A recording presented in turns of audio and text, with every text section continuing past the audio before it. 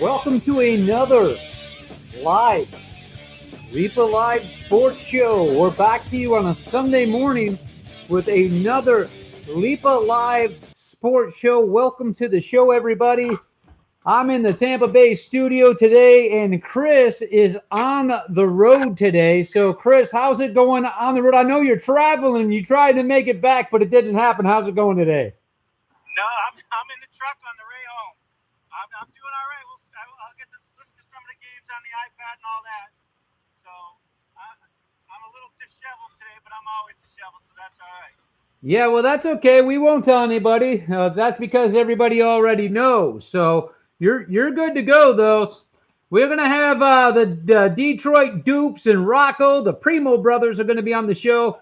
Yeah, I don't know who all else is calling in today. It could go off the chain. It's going to make it a little tough with me in the studio by myself and without an intern today, Chris. I'm trying to navigate our way home, too, so it'll be an interesting show tonight. Yeah, I think that they probably got some sort of an app called the GPS to get your butt home. I know. We'll figure that out. All right.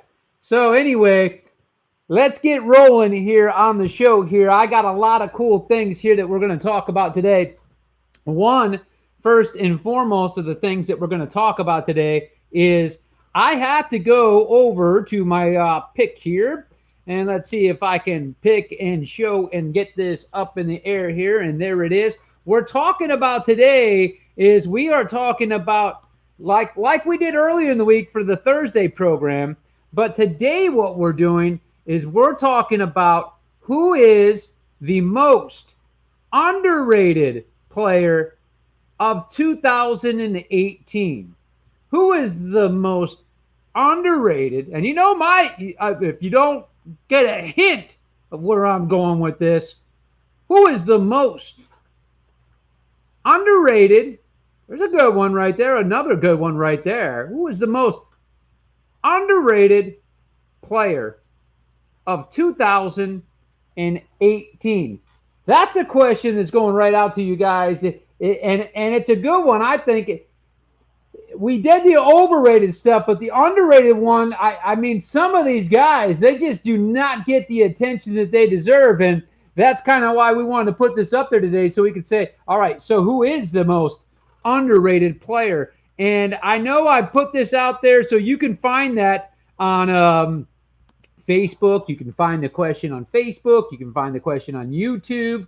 You can find that pretty much anywhere that you go with where we're playing the show, which you know we're playing the show 3 places. Chris, did you see some of those picks I put up there for that? You're not getting a chance. You're not getting a chance to actually see this show, are you? I'm not. But I do have the perfect person for the most underrated player in the NFL right now. You do? I do. He's from the AFC South, and his name is James Conner. Man, I'm telling you, you're just trying. You're trying to come up with some weird stuff, man. You're trying to come up with a name nobody knows, man. What do you mean nobody knows? He's the running back for the Pittsburgh Steelers. Without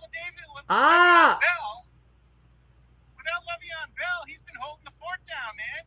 They don't need Le'Veon Bell back. He's got 500 yards almost, or 450 yards in rushing, another 150 yards in pass and receiving yards.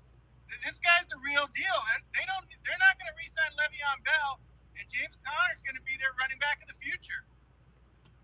Wow! Breaking news right here at LeapAlive.com. Chris, before I come back to you on that, do me a big favor and make sure that we're getting good audio from your mic. Make sure it's good, because part of the problem I'm having, whether you got to speak louder or what it is, but we got low audio, so we want everybody to hear what you're saying, but you just got to speak a little bit louder, and you know how loud I am, so you... All right, just let me know if I need to keep getting louder. I'll try. Louder than that. Louder than that. Yeah. I know that I can be louder than that, man. You can be loud. I heard you. All right, we're having some technical problems with Chris, and his connection, for whatever reason, seems to pause on him. So we're doing the best we can today, but we'll work with it as we go. Chris, we're going to have to work with you as we go because we know that you're having little technical problems. You've paused on me a couple times. And there he goes again. I've got a bad connection, John. He's got a bad connection. We'll work with him as the program goes, guys. But I'm not going to just let it hold up here. We're going to keep rocking and rolling right through this today. Like I said, I'll get on the line with the Primo brothers here shortly. And then we're probably going to have one or two other callers calling into the show along with Chris on the FaceTime part of it. So it's all good in the hood. If you guys did not check on what happened last week, okay, we had the Murph Man, and the Murph Man came on the show. Murph Man, if you don't know Murph Man, then you got to get to know him. But what we did, Murph Man made his pick. Murph Man is now 6-1 with his picks.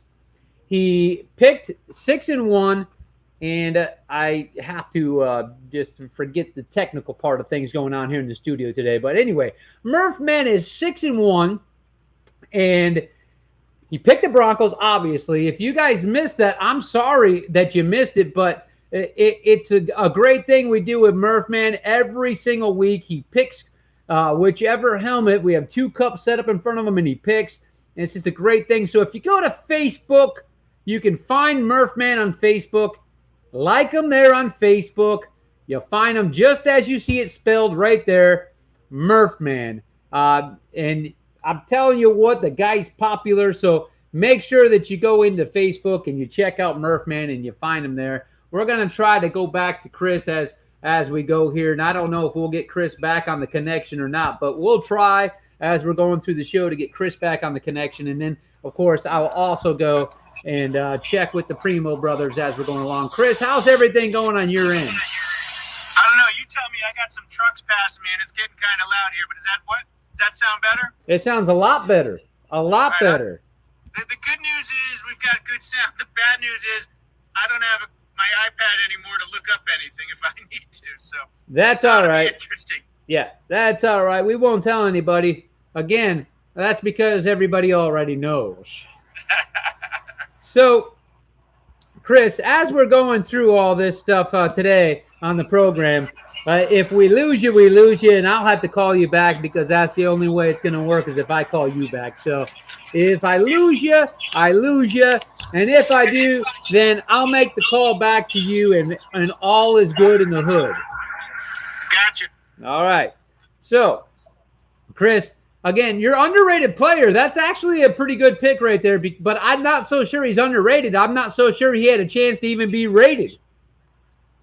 Well, yeah, that's a good call. He's definitely an unknown going into the season, but he's really stepped up to the plate, I think. I mean, hey, this guy stepped up to the plate in life. This guy, battled. He battled cancer, did he not? Yeah. I mean, he's a great story for the NFL, and he's the kind of guy you kind of want to be your poster boy if he can keep it up. He's a hard worker. The NFL needs good stories like that. That they do. I mean, they find enough of the other ones, but I just, again, the guy, he's been through a lot, and just to be on the field, he gets it, he understands it, he appreciates it. So, to me, yeah, that's the story right there, is somebody that knows what it is and how lucky he is and fortunate enough, number one, he is to be able to put and lace his shoes up. I mean, that's first and foremost. But then for him to be able to go play at that level, on that stage, and then perform the way he's been performing, yeah. Again, I'm not so sure if he's the most underrated because I don't know where he, if he was even rated yet, So, but great football player, and I agree with you on that, Chris. I don't know that Le'Veon Bell is going to get that contract there, and it's strictly, I don't think that because of the player that's taken his place. Oh, yeah. If you're Pittsburgh, why would you? Right. I mean, he's making, I think, $900,000 a year, and what Pittsburgh's going to end up doing there is they're gonna re-sign him and for more money and make him happy so that they don't have the same problem that they're having with Bell. So you'll see his contract renegotiated and get him some money and make him happy. And he's their running back for the future, no doubt about it.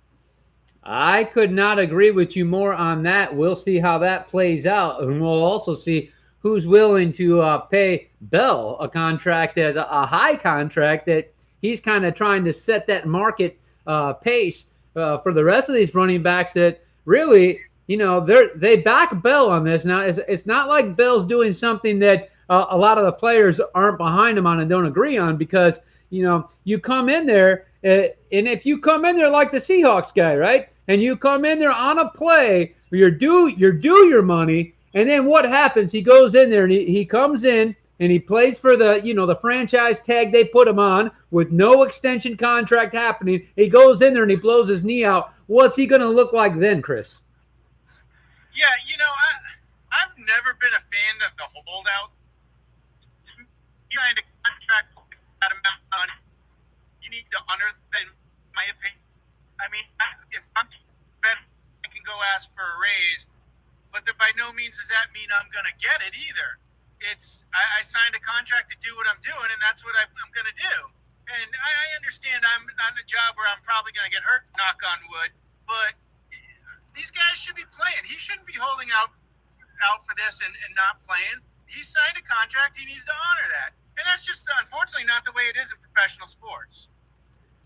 It's not the way it is in professional sports. And I'll tell you this right now. I think part of the problem with that, Chris, and what we're seeing change is the fact that when a team's done with you, they're done with you.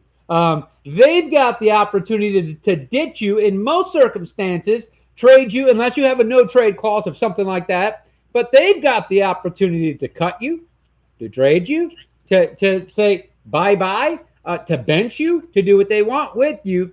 I mean, put you in a position where you're on a team that you don't have a team built around you, and you're getting destroyed, and your career has been put in a place where you're going to go out there to sell tickets, but you're going to be destroyed. And me as a fan and the rest of everybody else as a fan is never going to get to see the full potential of what you were capable of because you were on a lousy team getting beat up.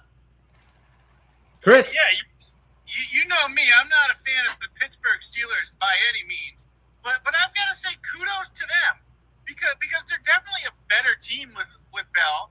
And they didn't go, all right, well, let's just sign him and make him happy because we want to go win a Super Bowl with him. They said, you know what? We got this guy, Connor, who we think can be just as good. Let's run with him. He's not paid as much. And they held their ground, which I didn't think they would do. I didn't think that was a smart move for Pittsburgh, but it's working out for them. So I don't want to say it, but I got to say it. Kudos to the Pittsburgh Steelers for letting him hold out and not budging on their stance. No, I mean, fair. That's fair. That's fair. Chris, if you remember on the Thursday night show, we had the question posted out to everybody. You weren't like real happy with the question that we put out there when we asked who was the most what we said was who was the most overrated quarterback, and you really didn't seem to like too much the picture that was chosen there by the Leap of Live producers, and I'm just wondering what that got a little bit under your skin there. But the thing about that was that some people actually picked Tom Brady. Well, you can't call the greatest of all time overrated. And I mean, well, you can if you want to. It's I'm obviously biased towards Tom Brady, but you are. He's been playing in the league 18 years, and he's only not made the playoffs 1 year, and that was because he got hurt, and they were still 10-6 and just lost in the tiebreakers. And then we get to this question that I always like to ask, and then we get to that. Okay, so. Is it Brady or Belichick? Well, Belichick can't throw the ball. No, he can't. Belichick doesn't drive them down the field. Belichick gets Brady prepared to do that by all means. Can Brady get someone to be as prepared as Brady is and as good as Brady is? I mean, okay. Tom Brady, 18 years in the league now, he knows the defense better than the defensive players do. Okay, so here you go. And I answered this question online. Okay, I put it out there and I asked the question of somebody. And now I'm going to go ahead and I'm going to ask it to you. Right now, this point in the season, 2018, no past season, no future season. This week, right now, major breaking news happening. Breaking news. Tom Brady has been traded. It is a mutual trade. Tom Brady has been traded to the New York Giants, and Eli Manning is going to the New England Patriots. Chris. I'm just impressed you got Eli's first name right. That's good. That's good. You know, can Eli Manning is not a coach. If you say it's the system, you could not bring Eli Manning into the Patriots system and have him win games. Chris, Tom Brady goes to the New York Giants. That's just stupid. I know. That's the exact response I got online. Nobody answered me with any clarity. That's why I come back to this. Eli's so bad, everybody wants to say he's on the New York Giants. But let's take the GOAT and put him on this New York Giants team, not the one that beat him in the Super Bowl twice. Let's put Tom Brady on this New York Giants team and show me the GOAT. Or will you say it's time for him to retire? No, they make the playoffs with him. Oh! Dude, are you kidding me? With Saquon Barkley, Odell Beckham Jr., who I had as the overrated player, it would be better with Tom Brady. He would have somebody that could throw him the ball. All would be good in New York. I mean, if that happened, I mean, how ecstatic would you be to be a Giants fan? I hear you.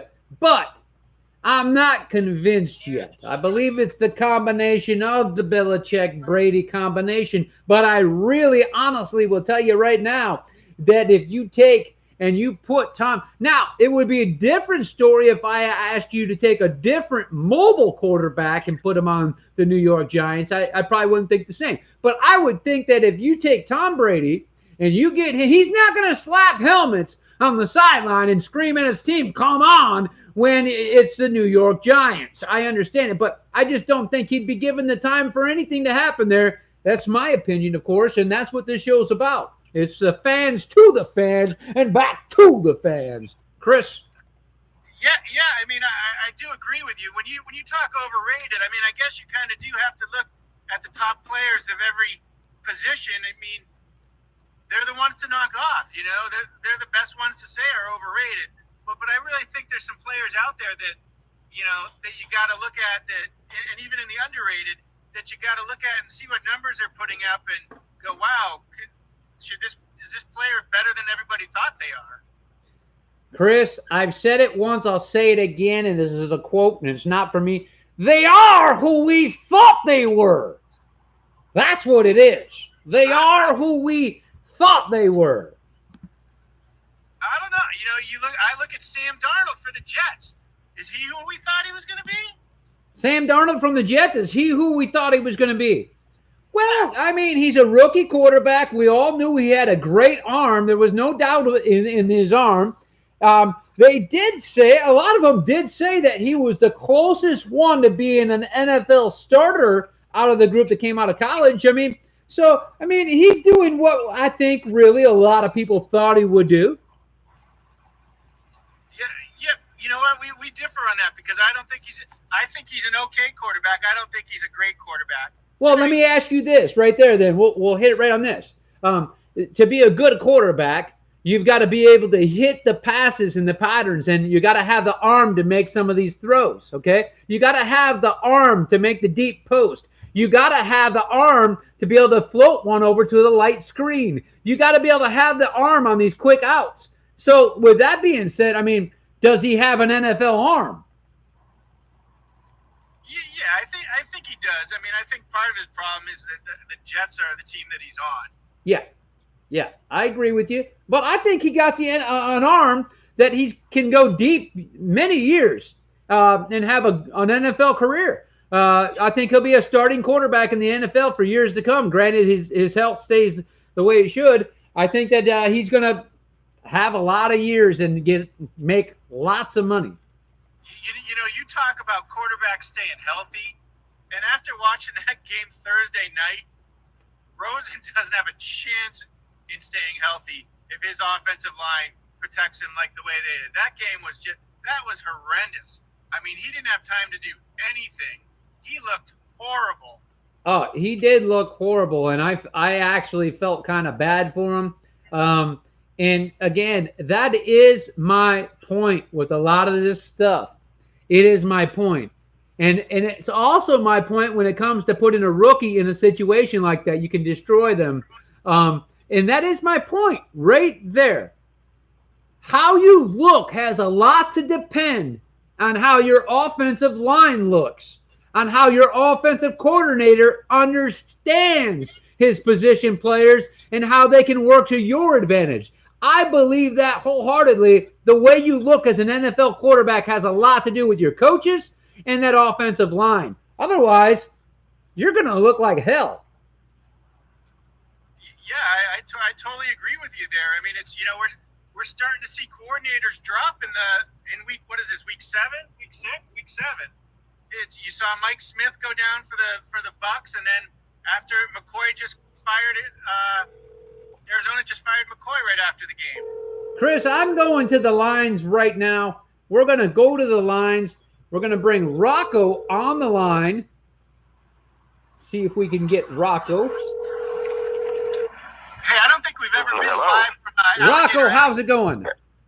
How's it going? It's going good. We're talking about some of these players right now, and you know how we posed the question last week, and it's actually Thursday on the show, and the question we posed was, who was the most overrated player of 2018? Did you catch that question, Rocco? Yeah. And I think I said Fournette and Stafford, I think. Yep, you did. So we were kind of going back over that. And I had a lot of questions coming back and forth to me, Rocco. And the one online that I had coming back to me was where someone told me, where I asked them, okay, is it Belichick or is it Brady? You know, when people say he can't be overrated. So I put that question out there. So if you take Eli Manning right now, this team, this year, and you take Eli Manning and you put him on the New England Patriots, and then you take Tom Brady and you put him on the New York Giants. How does the Giants do? They suck just like they suck now. I couldn't agree with you more on that, Rocco. And how does the New England Patriots do? They pick up right where they left off. It's a system thing. You know it is, and that's why second-string quarterbacks who are nobodies drafted late rounds notoriously, just like Tom Brady, round 6, notoriously, for the first time, I think New England took a quarterback in the first round for the first time under the Belichick era. So it's because of the system, and he knows through the practicing, the routes, and everything they run that you're going to get the ball where it's intended to be. That's your job as a quarterback. It doesn't matter if you were drafted in the first round, second round, third round, or the 6th round. And that's why these teams mess up when they try to take a second-string quarterback from the New England Patriots, pay him all kinds of money. How has that worked out for other teams? Wait. John, I got to go back to this. You guys are nuts. That's the dumbest thing I've ever heard. It doesn't. If you put Eli Manning on the Patriots are still good? Yes, they are. It's the same thing if you take... Hey, Eli Manning cannot read a defense like Tom Brady. Eli Manning cannot get rid of the ball like Tom Brady. Eli Manning cannot throw a deep ball anymore. He cannot thread the needle like Tom Brady. He's not accurate like Tom Brady. But he beat Tom Brady in the Super Bowl twice. Yeah, how long ago, though? I'm just saying he did it twice. He did. Yeah, John. in Brady's prime. In Brady's prime. Yeah, well, that was the defense losing the game for the Patriots. Okay, hey, we're talking quarterbacks. We are. What? Now, here you go, Chris. So if that's the fact, let's go back 4 and 5 years before Garoppolo got his money. Didn't another second-string quarterback for the New England Patriots get traded to the Texans? Yeah, I mean they've had other quarterbacks when they leave the Patriots, they don't do very well. I know they don't because they leave the system. They leave the system. How can they not do good other places? Well, it's not. It's a question, John. It's not a question of the. I totally agree with you. It's the system. But are you saying Tom Brady? You're saying Tom Brady is going to go and be bad because he's not in the same system? That's what Rocco said, by the way. That. Rocco, You know, hey, hang on, Chris. Let's let Rocco elaborate on that a little bit. And I think Brady has perfected the system. That's why he looks so good. I mean, he knows what to do, where to put the ball. He's throwing the ball before these guys even make their cuts. Right. That's how precise he is with the system. Yeah, and that's definitely true. That I mean, if you just say you make that trade today, yes, he's not as good because he hasn't practiced with these guys, he hasn't played with these guys, he doesn't know their ins and outs. It's they're just talk Josh Gordon being on the team now and how he's just working with Tom Brady, getting better every week.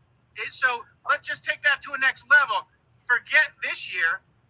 He trade him now to the Giants, and that's never going to happen. But he goes now to the Giants. But then in 2019, he's had a full year, half a year to practice with these players, get better with these players.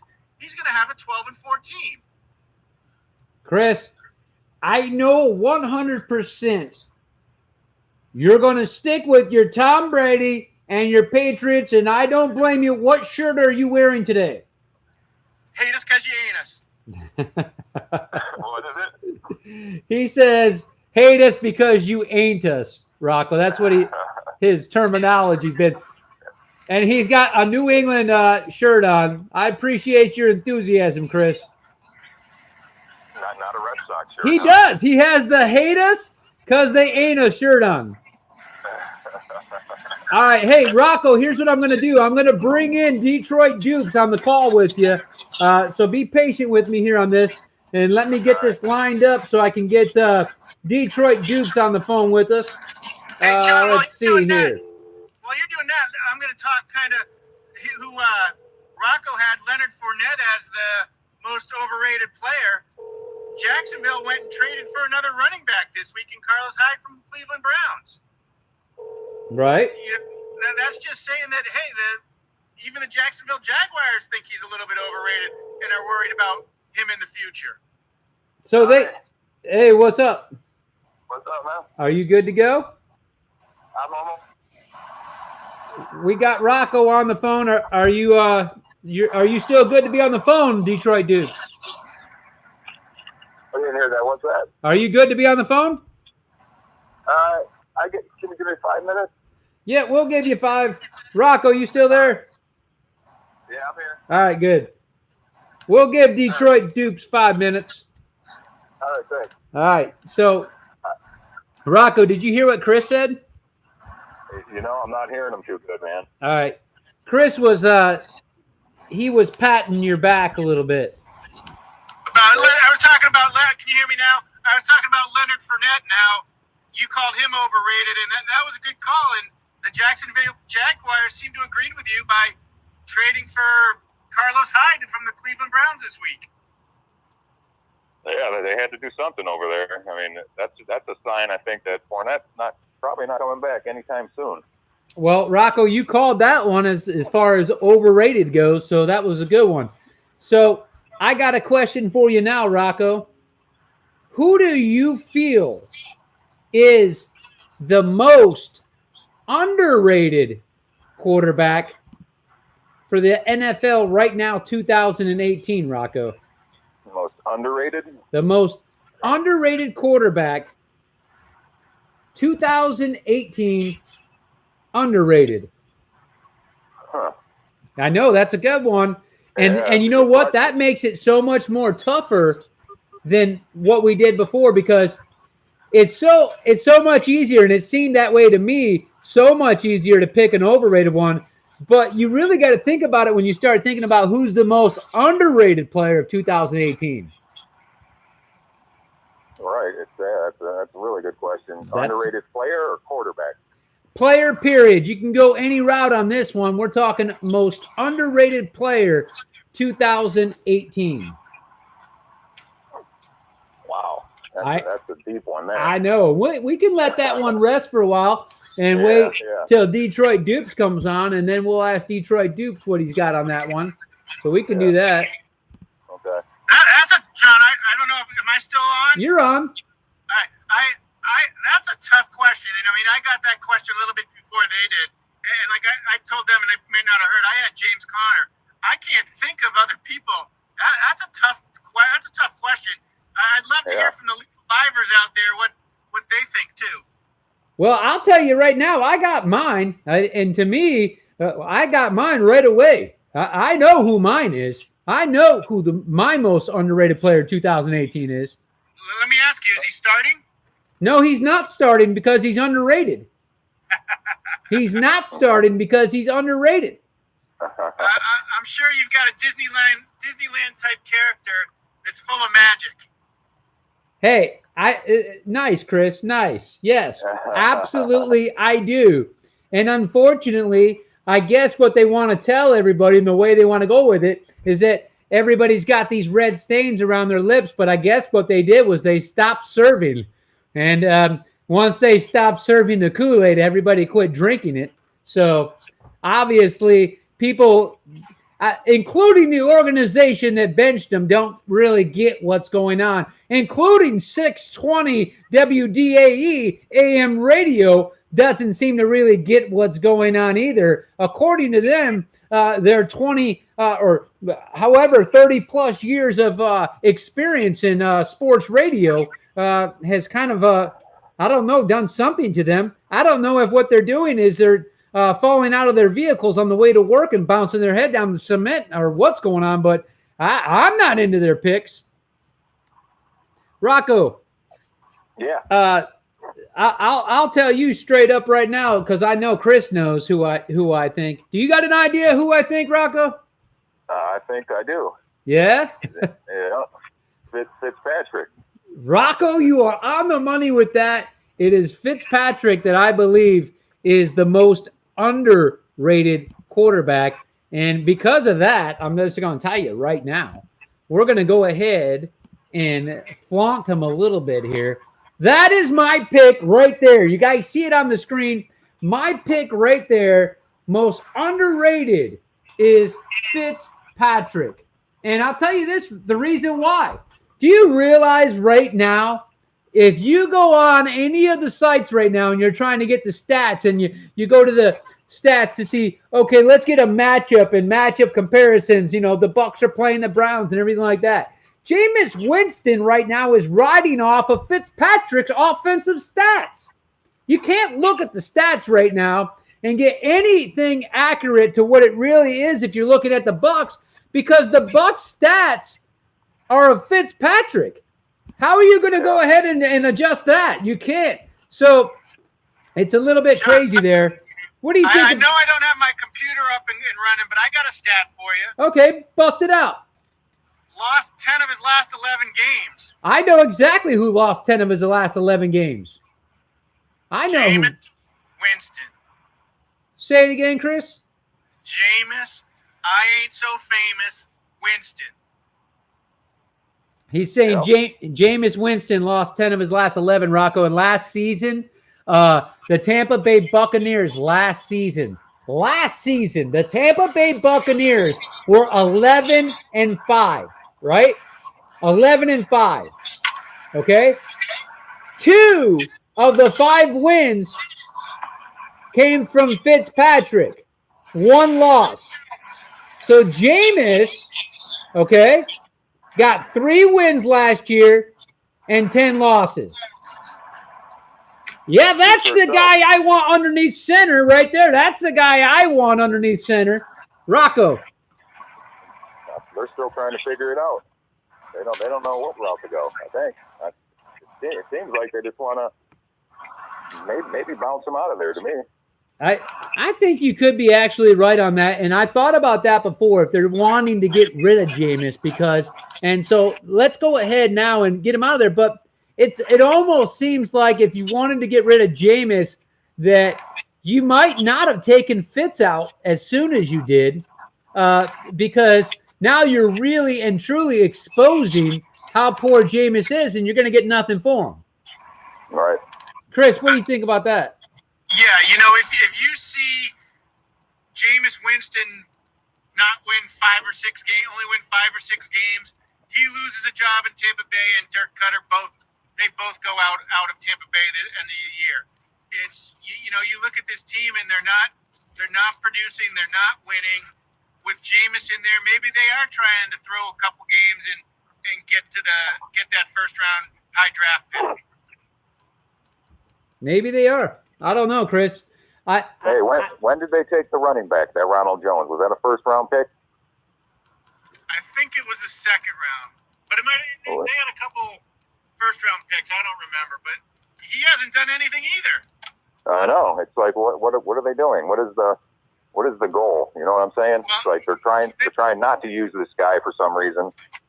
Well, he can't. One of his problems is he can't block. Say it again, Chris.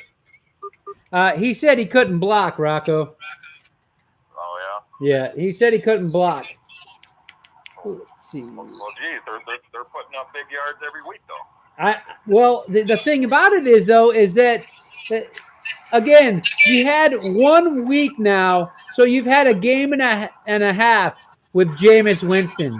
I think things are going to change as far as that goes. And I'm going right again now where I am going to go back to, let's see here.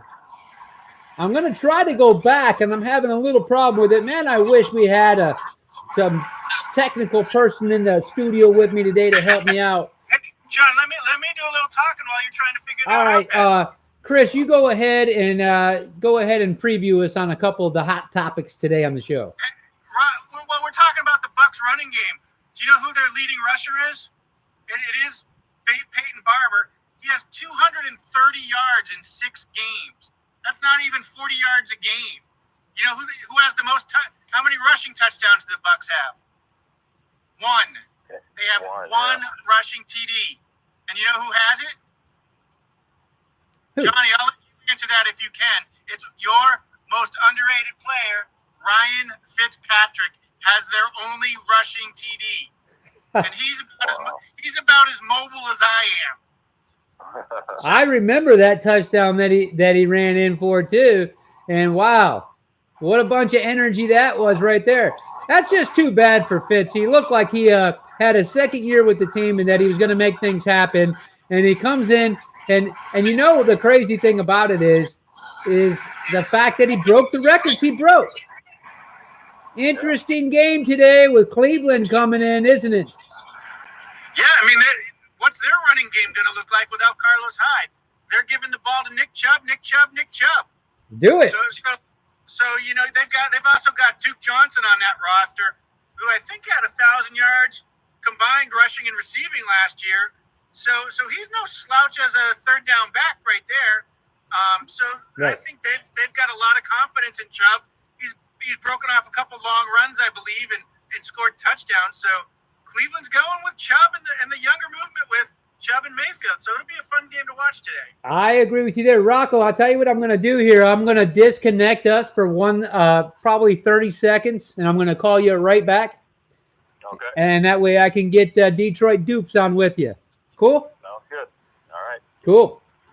Chris, I'll put up a little bit here of what we got going on as far as some of these games going on, and we can start to go through them as we get Detroit Dupes on. But I'll give you the lead-in on this one, Chris, and the lead-in on this one is going to be the Titans that are at the Chargers, Chris. So you can go ahead and lead us a little bit, Chris, on the Titans and Chargers, and I'll go ahead and get the Detroit Dupes and Rocco back on the line. All right, well, I'm going to have to stall on that one a little bit. Thanks for throwing me under on the bus on that. So if I'm not looking at the camera, I apologize, because I'm going to try and find out what the actual score of that game is, because it's going on right now. You're right, and I forgot about that. When I saw it, it was 14-6. All right, Rocco, give me 1 second. All right. So it is now 17-6. 17-6. Over the Titans. 17-6, and it's Chargers over Titans? Yeah, just early in the third quarter. So in that game, I mean, I haven't seen any of it. I'm coming live to you from Alligator Alley. So in that game, you look at that. The Chargers offense is a really potent offense. Look for them to score a lot of points there. The Titans have been struggling a little bit, so it's going to be a little bit tougher game against them for them. I don't think Mariota is going to have a good game, and I haven't seen what his stats look like. But Tennessee's one of those kind of surprise teams. The game is the Panthers are the Chargers there. Mario, give me 1 second.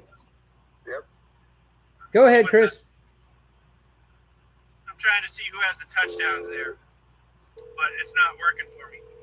Phillip Rivers is one of those, I think, underrated quarterbacks. Maybe he should be on our list. All right, Rocco, we are going live with UN Detroit Dupes. All right, Chris, hang on a second. Do I got the Detroit Dupes on the line? Yes, sir. All right, Rocco, are you back with us? Yep. All right, cool. Awesome. All right, now we're going to kind of get this show rolling, guys, because we got to go through our picks. I'm going to go back to Chris here for a second and let him finish up. He was just telling us the score with the Titans and the Chargers, which are overseas, which I forgot about. So, Chris, catch us up here real quick again with the score. It looks like it's either 17-6 or they just score. It's 17-6. So Phillip Rivers has 2 touchdowns. Maybe he should be in that conversation for most underrated. Phillip Rivers? Yeah. He could be. All right, so 17-6 for the Chargers. But I can tell you this right now, Chris, when you start saying Phillip Rivers as most underrated, I'll bet you Detroit Dupes has something to say about that. Yeah, he just hit what did he mention? It was Williams, 55-yard touchdown. Who hit it? From Phillip Rivers to Williams, 55-yard touchdown. So, or Mike? Mike. So, Detroit Dupes, I remember you saying that Phillip Rivers does the same thing every year. He leads you along, he dangles the carrot, and then you go for it, and then that's it, huh? That's it. Today he's showing up. I got them winning this. You got, every one of us actually. Rocco picked the Chargers today. Chris picked the Chargers. I picked the Chargers. So every one of us are clear on that one. Chargers all the way. As we say that, Tennessee's driving. Tennessee's driving, as we say. All right, guys, here's what we're going to do. I want to run through all of these real quick and get our picks, okay? Yep. So here we go. We're going to go right down the line with this. I'll go through Rocco, Mario, and Chris on every one of these picks, okay? Right. Texans at the Jaguars. Rocco, what's your pick? I'm going to take the Jaguars in that one. Rocco's got the Jaguars. Why are you taking the Jags, Rocco? Because they got embarrassed last week, and they got to get back to who they are. They got to get back to who they are. I agree with you on that one right there. They really do got to get back to it. They got the defense, so we'll see. Okay, so Mario, Detroit Dupes. Texans are at the Jags. I got Houston in that, and Tennessee's on the 4-yard line. Wow, Tennessee's driving. Out the store. Detroit Dupes. You've got Houston? Yeah, is Fournette going? Fournette is not going, I don't believe. Yeah, I got Houston in that all day. Okay. All right, so that quarterback's just too much. It's going to be too much. Yeah, well, you might want to go ahead and say that the Jaguar quarterback is the most underrated. We start talking like that. Yeah, he's not doing it either. Yeah. Okay. So, Chris, I'm not sure. Did you hear Detroit Dupes took the Texans? I did. I got everybody's. Let me just ask you quick. Who did they have in the Titans-Chargers game? Everybody took the Chargers on that. All of us. All right, cool. All right, so I got the Jaguars in this game. I think even though Fournette doesn't play, you'll have Carlos Hyde.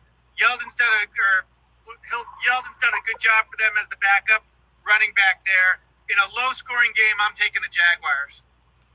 You're taking the Jaguars, and I'll tell you this right now. Here's my pick. I'm going with the Jags too. 100% with you on that one, Rocco. It is time. The Jags have a great defense, okay? If I were to pick my number 2 most underrated player, I would say it was Bortles. That's right, Bortles, that learned how to play the short game, played the short game, good on his feet, can take a team, as we've seen, deep into the playoffs, okay? You want to see my second pick for most underrated? It would be Bortles. Bortles is going to have a game today, and Mariota's not going to have such a game because of that defense that's going to happen with the Jaguars. So I'm taking the Jaguars on that one. Detroit Dupes, you're on your own with the Texans on that pick. Moving right along, Rocco. The next game is the Panthers at the Eagles. Rocco. That's going to be the Eagles in that one. You're taking the Eagles on that one with Nick Foles? No, hold on. Just checking. Either one would get it done, but I think the Eagles are starting to click a little bit. And this is a tough. I mean, this is a tough pick. It's a tough game, if you ask me. A lot of them. Most of the games this week are so 50-50. Detroit Dupes, who do you got? I got to take the Eagles in that also. Okay, there's 2 Eagles. I have a feeling that Chris is going to change it up here. Chris, Panthers at the Eagles. Panthers are 0-2 on the road. Eagles are allowing the 5th fewest points. I'm going with the Eagles. Wow. Guys, we're all taking the Eagles on this one. I'm taking the Eagles too, and I watched a lot of these picks, and guys, I always try to pull 3 sources when it comes to some of the stuff I'm doing. And I'll tell you what, I've seen a lot of people that are liking that Carolina defense a lot, and they're going with the Panthers and Cam Newton. But I am not, and you guys are not, so let's see who knows what. Moving right along, Rocco. The Vikings. Carolina win. I'm sorry, again? That just means Carolina wins, I guess. Yeah. Now, don't start putting this stuff in there with your mojo again there, Detroit Dupes, calling the Conspiracy Football League. I know you want to. Eagles are supposed to win, so, I mean, you watch it. Just watch it. All right. So, Rocco, we have Minnesota Vikings are visiting the New York Jets with their rookie quarterback. Minnesota. You're taking Minnesota. With Case Keenum leading the way. I don't think they're going to have an answer for the quick little passing game there. I agree with you 100% on that with the passing game. That Case Keenum seems very comfortable in that system. That was exactly my thinking too. Detroit Dukes? Who? Kirk Cousins?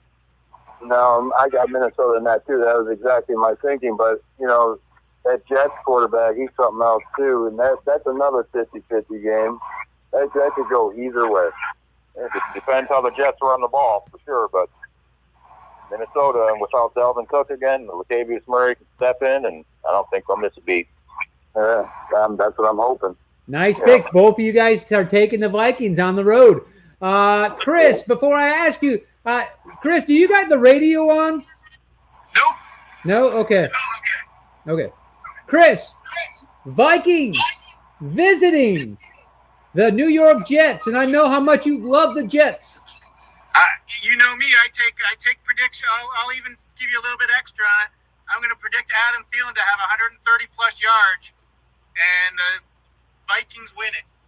Oh, is that your fantasy guy? He's not on any of my teams, but he's going to have a field day against them. Well, I also am going to take the Minnesota Vikings on this game. We're right down the line here. Mario's the only one that's picked outside of the lines when he picked the Texans, so that could be your pick. And remember this, Detroit Dukes had quite the week last week, and we still haven't settled up on that whole little ordeal there. Chris doesn't want Rocco to take Detroit Dukes picks. Chris is thinking that when you miss your picks, you got to take the low end of the picks. And Rocco's saying, hey, we're not very far away from twins, but the last thing he would want to admit is being a twin to Detroit Dukes. I promise you that. But they are blood, and they are blood brothers. And we're not talking old school with your Swiss Army knife blood brothers. These guys are blood brothers. So Hey, So if I'm you- leading if the you- way. He's just following my picks now. you hear that one, Chris? I did not. Ouch. Rocco said he's leading the way and he's just following his picks now. And I think that's where he's trying to get some of the credit here. So what I'm going to do is I'm just going to stop picking. So every week I'll have the highest score. Well, I get it. Did you hear that, Rocco? No, I didn't hear it. Chris says what he's I going to do. do is he's just going to stop picking so that way he can get whoever picked the highest score. Yeah, right. You'll fare pretty well. You'll fare well if you take Rocco's pick.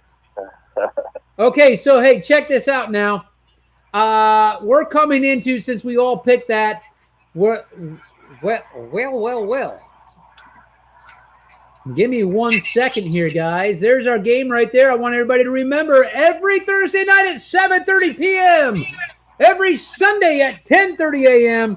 Watch us on Facebook. Watch us at leapalive.com. And also watch us on leapalive.com. Chris, you know the scoop on that.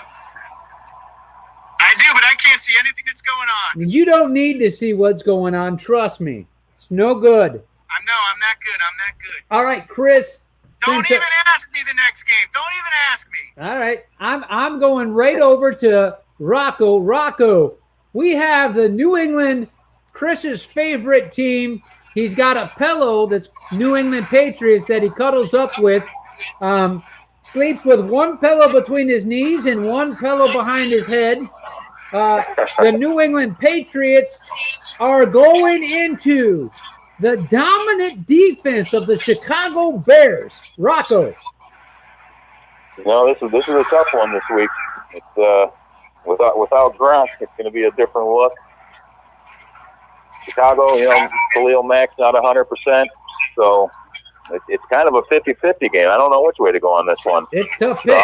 So I'm taking Chicago at home. Rocco, I love that pick. I do. I seriously love that pick. That's a great pick right there. Chris, before I come back to you, I got to ask you this, Chris, and I'm hoping you do. Do you have a set of headphones with you? Yeah. That would really actually, we're getting the feedback bouncing back at us, and that would help us out a lot if you had headphones, and you'd probably be able to they'd be able to hear you a lot better as well. Let's try and see if that works for us, and hopefully that works for us. So, all right, Rocco, that's a great pick, and I'm glad that you picked that. I was real curious to see if somebody was going to take that. Detroit Dukes, you have the Chicago Bears with their dominating defense, one Mac that comes in and really roughs things up for the quarterbacks against the Patriots visiting the Bears. Sorry, the Patriots visiting Chicago Soldier Field. Detroit Dukes. My initial gut pick was Chicago, but then I thought, no, it's New England, and they have just too many weapons. I mean, Belichick's a nut with this. He'll take Khalil Mack right out of the game, trust me. Oh, Detroit Dukes, I got to tell you right now. The weather won't affect New England at all. I mean, you think that Khalil Mack's going to be taken out of the game? Oh, yeah. No way. I like it, but I'm going to strongly disagree with you. This guy is dominant like you see. When I say dominant, I'm only seeing two players right now on defense as dominant, and one of them is on the Denver Broncos. You got a nice highlight of that. Right. But we're talking about an old Tom Brady that does not want to get hit by Khalil Mack. Exactly. And they trust me, they game plan that, and they will take him out of it. Big James White game again. Yeah. So Rocco, basically, Edelman will go nuts. Edelman will go nuts today. So guys, basically, Primo brothers are saying that Tom Brady does his famous nickel and dime. He's going to be able to get that ball out quick on screen passes, quick outs, quick flats, and Edelman's going to be running these short quick and outs, and you're going to have White on the screen passes. Yeah, that's the only way to take Khalil Mack out. That's the only way they can do it. and as soon as they bite on it, bam, long ball. I mean, I hear you guys, and it's a great game plan and everything like that. But I have to tell you this, and I think it's good. What's going to happen is they're going to get thirsty. Okay, the New England Patriots, they're going to get thirsty, and the reason they're going to get thirsty is because they're going to start noticing one Gordon getting open. Okay, That's right. and right when they decide to go for them is when it's going to happen. It's going to be so loud. And that's what's going to happen. I'm going to make a prediction on this game, okay? And we'll go to Chris. I'll make my pick before Chris this time. My prediction, 4 turnovers for the New England Patriots today. And I'm not just going to say the turnovers are coming via interceptions. There'll be turnovers. I think there'll be 2 fumbles. 2 fumbles, 2 interceptions. The Bears at home are going to put the spanking just like the Detroit Lions did at home against the New England Patriots. The Chicago Bears, same division as the Detroit Lions, are going to put the whooping on the New England Patriots today. Chris, I know you're built up and ready for this now. And I see your shirt. They hate us because they ain't us. I see it. Chris, your turn. You know, the one thing you're not realizing is that Khalil Mack is hurt, and he's not 100% today. He is going to play, but he's not going to be 100%. Speak up a little louder, Chris, for me. You don't have Gronk, but you do have Edelman. You got Gordon playing more. You also have James White, Sony Michel starting to run the ball pretty good. Chris Hogan started to play a little bit better. It's the Patriots have not won on the road yet, though.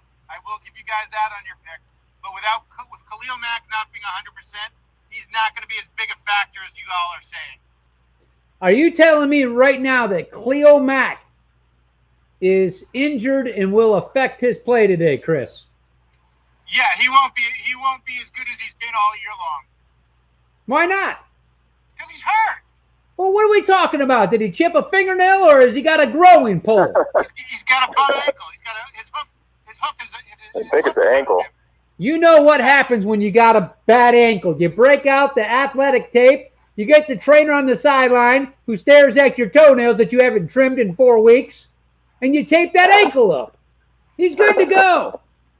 He's playing. I'm not denying he's a good player.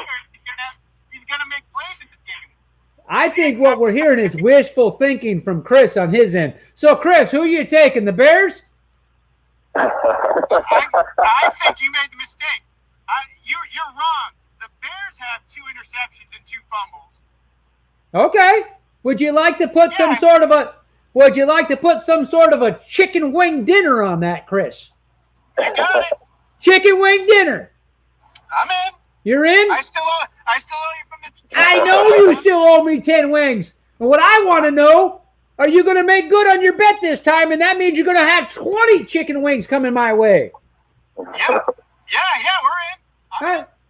Chicken wing dinner it is. You might get out of the hole here, Chris. Yeah. Hey, if I get 10 wings, you get 10 wings. We're all happy. All right, so you still didn't even tell us yet if you were taking the Chicago Bears.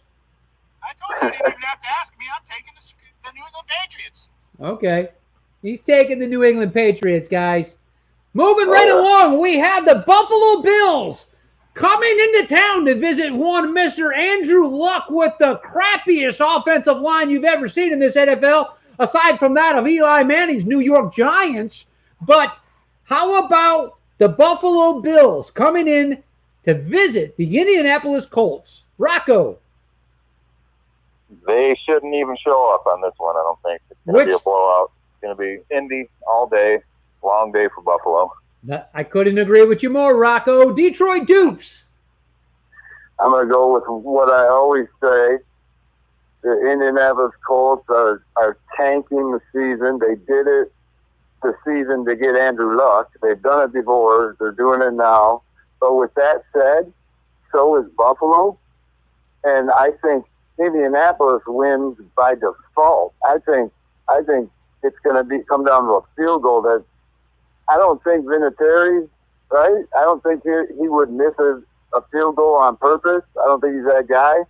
But we're going to see. We shall see. Wow! I think Detroit Dupes, I don't know what happened, but I think your wife got the Windex off and she cleaned off the hour bowl. You're looking through the crystal ball a lot more clear, and you're giving us predictions that are almost off the charts, and I'm wondering if you're in on the take. Got some insight. I mean, that's insight right there. That's a little scary. It's such an insight on that. Yeah, it looks true, though, don't it?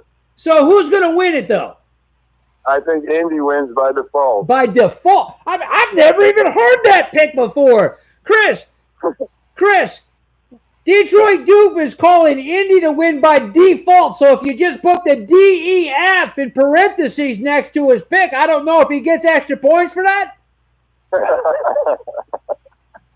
I'm surprised he didn't pick a tie.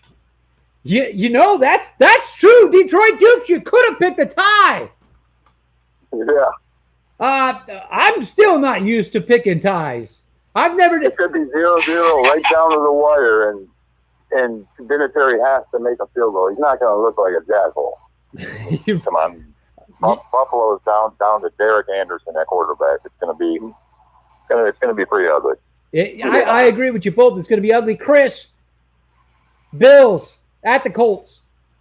You know, I'm looking at my sheet that I write my picks down on, and I have the Bills, but I got to switch it. It's going to be the Colts. I got to look back at my email where I have my other picks, and I just think I have to have the Colts there. I don't think I meant to pick the Bills. I can't blame you on taking the Colts there. I'm going to take the Colts as well. I think that, unfortunately, you got one Andrew Luck that I believe is a great quarterback. I think Andrew Luck's got a rifle arm. He's enthusiastic. He loves to play the game. I mean, if you can't tell that through his interviews, then you won't. But anyway, you look at it, the Colts are at home. Both teams, I agree with you, it's going to be a mess. But I think the Colts win this game, and they win it by a lot. We're going to kind of cruise along here, guys. Here comes a highlight game for you as far as I'm concerned, okay? How about this one right here? You have the Cleveland Browns are coming down to the Sunshine State, the Lightning capital, and they're going to face the Buccaneers with their second-string quarterback. I mean, their first-string quarterback, Jameis Winston. Rocco, what do you think about Baker coming in here, baking in the Florida sun and taking on the Tampa Bay Buccaneers? It's going to be a heavy dose of Nick Chubb and Duke Johnson. I don't think Tampa's going to have a shot in this one. So you're taking Cleveland? Cleveland all day long. Cleveland all day long. Detroit Dupes. That's what I thought too. But then I thought, nah. Is Mike Evans? Is he healthy? Mike Evans is healthy. You just got to put the ball on him. Right. And you got to put it within 3 feet of his head. I know what a big Jameis fan you are, John, but he did have 4 touchdowns last week. Yeah, he had 4 touchdowns. Okay. He also had 3 interceptions. Yeah. And he lost the game. How hot is it down there today? It's probably going to be 85, I think. All right, I'm going with the Bucks. You're going with the Bucks in the Sunshine State. Yep, I think they do it today. All right, Chris. Cleveland is in Buccaneer at Raymond James. Chris. Wait, who did Rocco have? Rocco took the Browns, and Detroit Dupes took the Buccaneers. I am going with the Browns. Wow! I didn't see that coming, Chris. You know what? We had 2 Kool-Aids on these teams that we talked about. One was Cleveland with Baker Mayfield, and you watching Hard Knocks, and you got me drinking their Kool-Aid, and I was drinking the Fitzpatrick Kool-Aid, but there's no more Fitzpatrick Kool-Aid. So I got to go with the Browns. Nice. Good pick. Okay, I'll tell you what, guys, all across the board here, Baker Mayfield's had a tough couple games, okay? But guess what, Baker? I've got a nice surprise for you. You get to play a team today that has the absolute worst defensive backfield in football. Here's a little clue for you today, Bake. I call him Bake, guys. Shake and bake. Here's a clue for you today. Blue, 229. Set. Throw the ball all the way down the field as far as you can. Okay? Watch what happens. There'll be nobody there but your player. Touchdown. It'll be a big day for the tight end there in Cleveland. Run the ball 2 times in a row. On third down, throw it 50 yards. Watch what happens. It's going to be amazing. Touchdown. Then what you're going to see is you're going to see. I'm sorry, say again. What's the scrutiny they're getting down there in your media on Tampa Bay? Detroit Dibs, let me tell you what they're saying in our media. Okay? On 620 WDAE, they're actually saying that Jameis is a good quarterback, a great quarterback. He's the best we ever had. He was better than Fitzpatrick, which he's never proven to be. In fact, no quarterback in the history of the NFL has ever had the 3 games that Fitzpatrick had when he was pulled. And that's why his jersey's in the Hall of Fame now. So these guys really are talking out of their... Okay? They're talking out of the... But here's what they're saying, Detroit Dupes in the media. They're saying that we do not like Jameis Winston. Any football fan that doesn't like Jameis Winston, they're saying it, and specifically in the Tampa Bay area, because he's a black quarterback. That's what our media is saying. 620 WDAE, Tampa Bay. That's crazy. That's where they are. Because they got zero material, so they had to throw that in there to create some sort of a show for themselves. You know, yeah, it worked if you were trying to fire me up and call you out on my show. Then it worked, but I don't see how that works for anybody else. It's an insult. It's an insult to the NFL. It's an insult to Jameis Winston. It's an insult to the whole organization. It's an insult to everybody who watches football and their intelligence as a football fan. It's an insult, and it's a cop-out. They're allowed to say that. I can't believe they're allowed to say that on air. Well, they can say whatever they want because it's all about controversy to most of the media sources.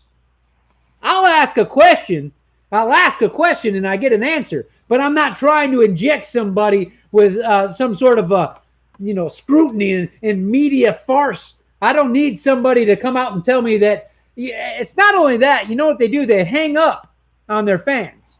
When somebody's got a different opinion on them, they hang the phone up on them and they say, well, they're stupid. You don't know what you're talking about. You're stupid.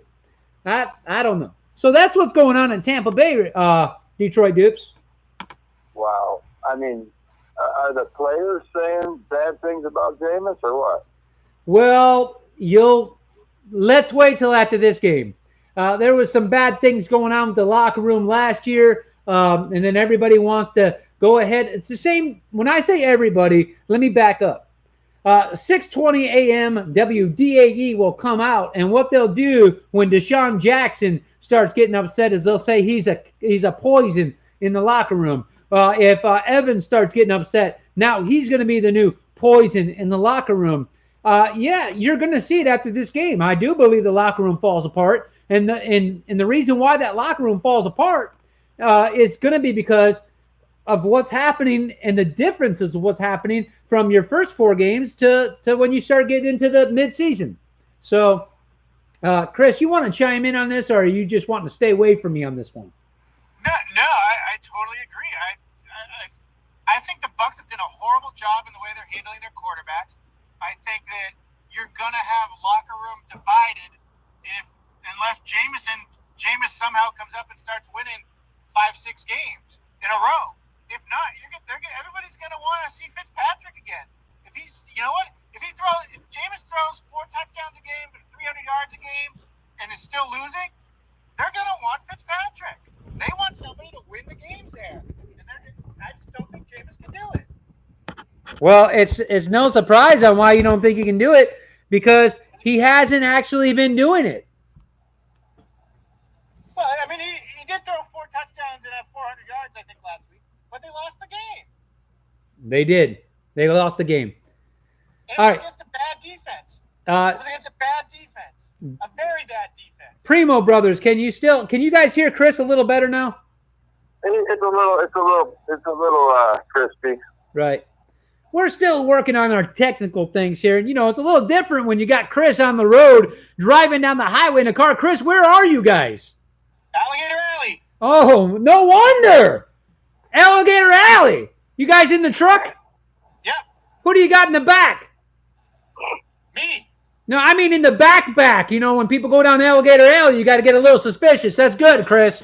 I'm glad you showed me that. No gators. No gators. This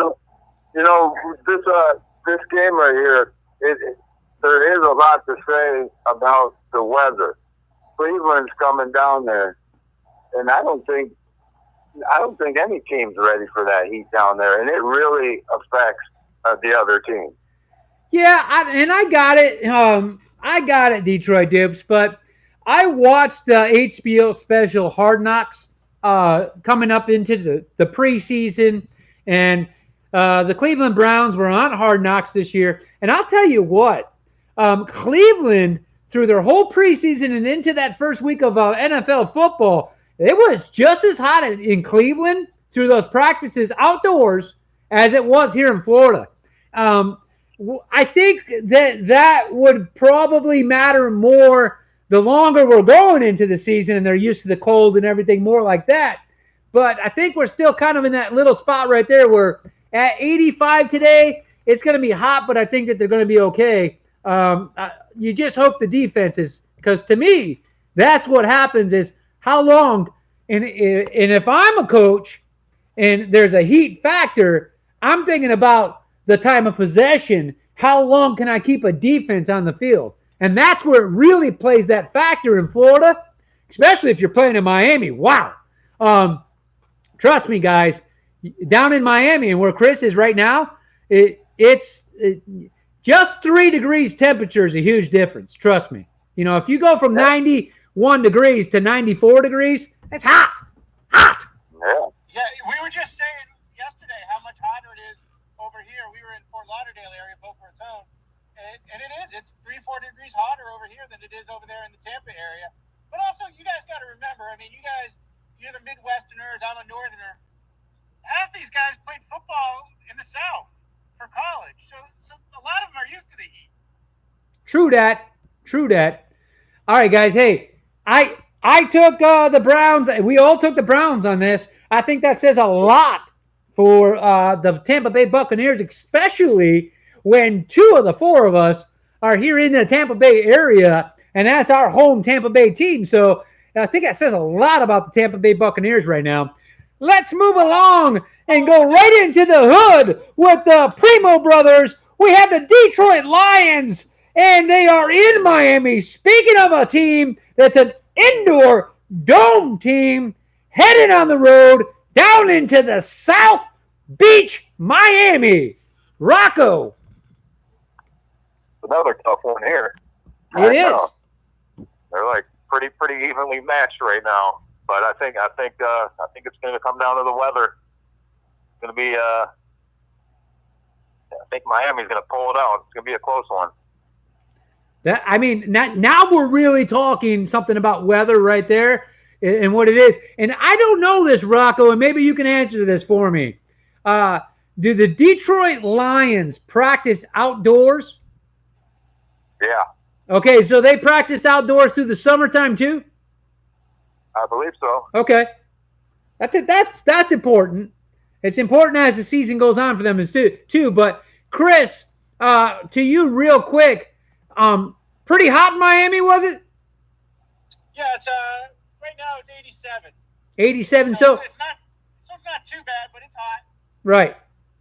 Probably going to be that around game time too. So that's hot. That is hot.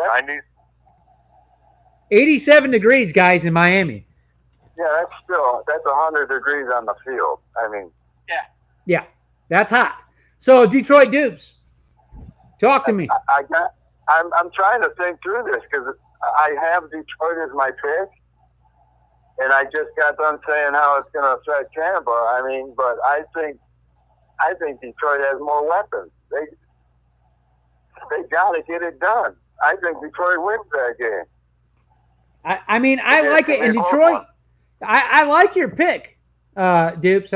Detroit Dupes has got the pick there. Now, surprising to me, through our first season at Leap Alive here and with the Primo brothers, is that the Primo brothers don't bleed Detroit Lion blood.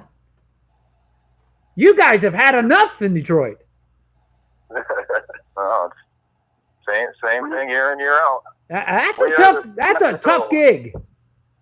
It's so skeptical here. It's just, I hear you. Chris, you got a split between the Primo brothers. Rocco took the Miami Dolphins, and Detroit Dupes is saying that his Detroit Lions, with the weapons they have in the heat, are going to pull this one off because they have to. I agree with. I think the Lions are a better team. I think the Heat will be an issue, but Brock Osweiler is the quarterback of the Miami Dolphins right now, and I don't think he's that great of a quarterback. I like Kerryon Johnson to get the ball a lot today. Keep the defense on the field, keep them hot and bothered, and wear them down. So I'm going with the Detroit Lions. I gotta ask a question though. You said we all had the Browns. Didn't Mario have the Bucs in that, or did Mario have the Browns too? Detroit Dupes, you took the Cleveland Browns, correct? Or did you take the Bucs? I took the Bucs. Okay, yeah, Chris, you're right. I tell you what, we got a little bit of a problem brewing here with this Detroit Dupes because he's trying to go ahead and get these 1 and 2 picks on us again. He's going outside the lines, and he's got 2 games on us right now that could be a big difference. Yeah, big time. Chris. Go ahead, Rocco. I was going to say, my pick was the Miami one. I mean, that's like 51% win. You know, it's going to be a real close one. So you're right on that one, Rocco. And that's not like you just said, okay, Miami's dominating. It's a tough pick. It's a real tough pick. Yeah. Chris, talk to me. You're taking the Detroit Lions in? Oh, yeah. Okay. Yeah, definitely. Okay. I'll tell you what. That's not a 50-50 pick for me. I think the Lions win that one good. Okay, well, here's the thing with me.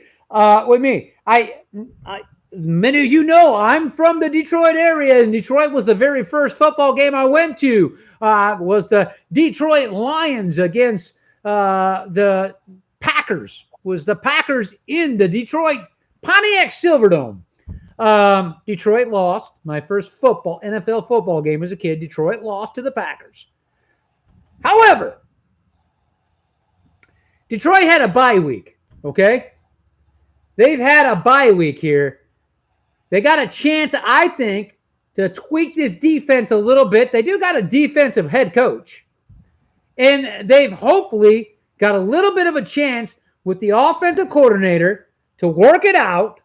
And we're hoping the offensive coordinator got a chance to work it out with,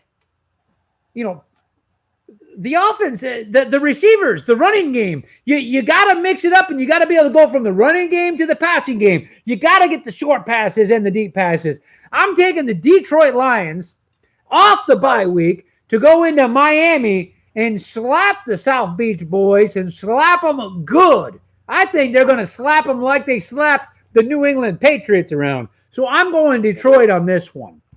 All right. They got to have their game plan's got to be to get up quick.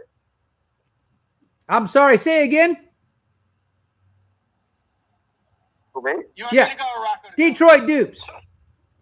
I said, yeah, that was my thinking that their game plan has to be they have to get up quick on them with that heat, and keep it.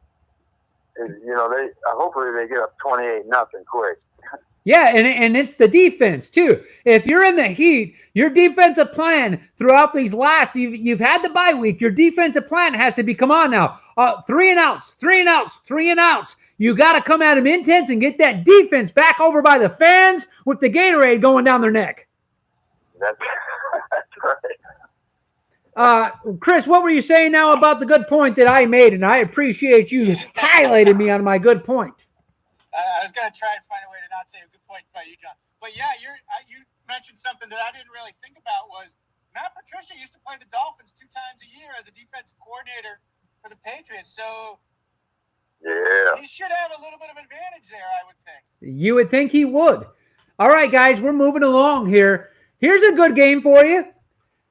The Saints, the New Orleans Saints are visiting the Baltimore Ravens. Rocco, talk to me.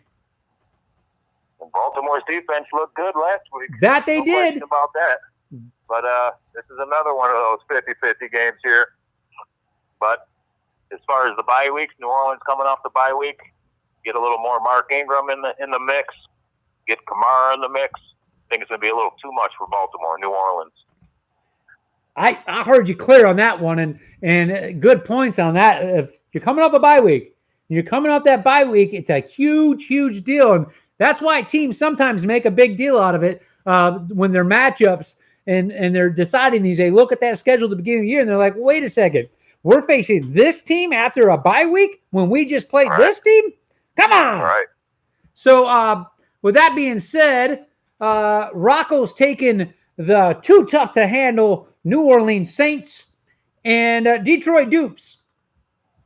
Yeah, I agree. The Saints are just clicking. They have all the weapons. They're not really away. They don't win on the road typically, but I think they get it done. They just have too much. Okay, so you're taking the Saints. Gotcha. All right, Chris, on the road. Saints going to Baltimore to face that Ravens defense. John, I just lost you. Was that to me? That is to you. You're going to make your picks with the New Orleans Saints. The Breeze has never beaten the Baltimore Ravens. I look for that to continue. I am taking the Ravens. Wait a second. Ooh. Wait a second here. Pull the reins way back. Skid marks on the cement with those Clydesdale horses. And I'm not talking about their feet. John, you're breaking up on me, so I can't really hear what you're saying. That's all right, Chris. Put your seatbelt on and tighten it down a notch and get ready for this. Did you tell me, Chris, that the New Orleans Saints have never won in Baltimore? Chris, are we now using sign language? No. I said Drew Brees has never beaten the Baltimore I Ravens. think he's 0-4 against them. Drew Brees has never beaten the Baltimore Ravens? No. Only team Correct. he hasn't beaten. And that's the only team he hasn't beaten, Rocco. Yeah. Correct. I think it's 0-4 or 0-5 against them. They only play like every 4 years, so not like they play all the time, you know. Wow! Yeah, that was Ray Lewis. Wow! Okay, so what does that mean, Chris? You're taking the Ravens? And Mario took the Saints, right? Yeah, the Primo brothers took the Saints. Yeah, and I'm taking the Ravens. And you're taking the I'm going out on Ravens. that one. Well, let me tell you this. I appreciate the enthusiasm, guys. I do appreciate the enthusiasm. And I do appreciate those stats flying at me, even though Chris says stats don't matter. Stats are for losers, is what Chris says. Now, you can't be a winner without a good stat. Or can you? Anyway, I think that's even more of a reason why, through this bye week, where you've given the Saints that extra week, and you think Drew Brees isn't sitting around thinking about that?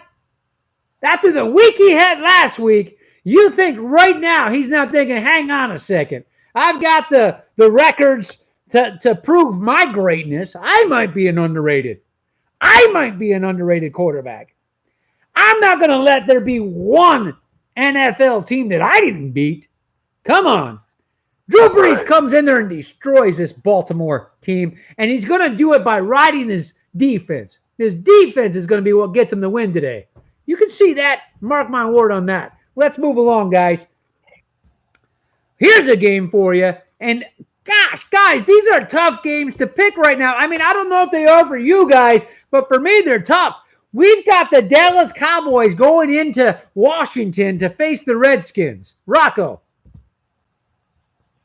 Well, no other reason other than I really don't like Dallas, but Washington's playing some pretty good ball. I think it'd be too much to handle going into Washington today for Dallas. So, Rocco, I didn't realize this. You don't like Dallas. No, never really been a big fan of them. When did this start? 1977, 78, 79? Probably right around there. Never been a Dallas fan, huh? No, always a Steelers fan. Really? Yeah. How did that happen? I've always wanted to ask that. Just Duke's like the Cowboys. He was a Cowboys guy. And wait a second. Give me an NBA 20-second timeout here. I tried asking you how the whole hate started with the Cowboys, and you just said you don't know. Then you come back and tell me Dukes has always been a Cowboys fan. Yeah. Oh, yeah. That was a rivalry growing up there. All right, then. I think we just cleared a little bit of the sauce off of the pasta, and we kind of can see what's going on now. So, Rocco, what it really comes down to is Detroit Dupes has been the Dallas guy. He's been walking around the house since, I don't know, the late 70s, early 80s with the Kodiak dip right there in his front lip, telling you how Dallas is going to whip up on Pittsburgh.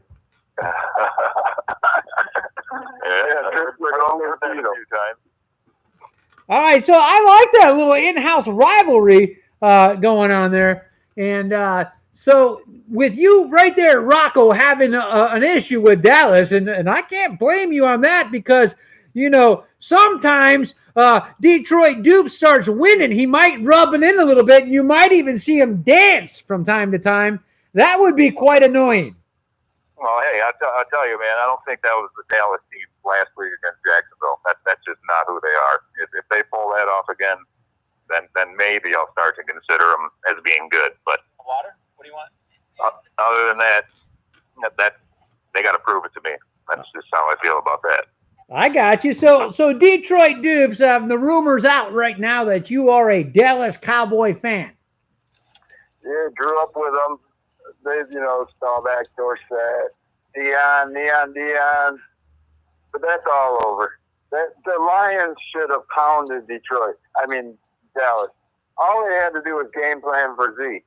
And they completely blew it. Don't think Washington is going to do that. And they got to go into Washington.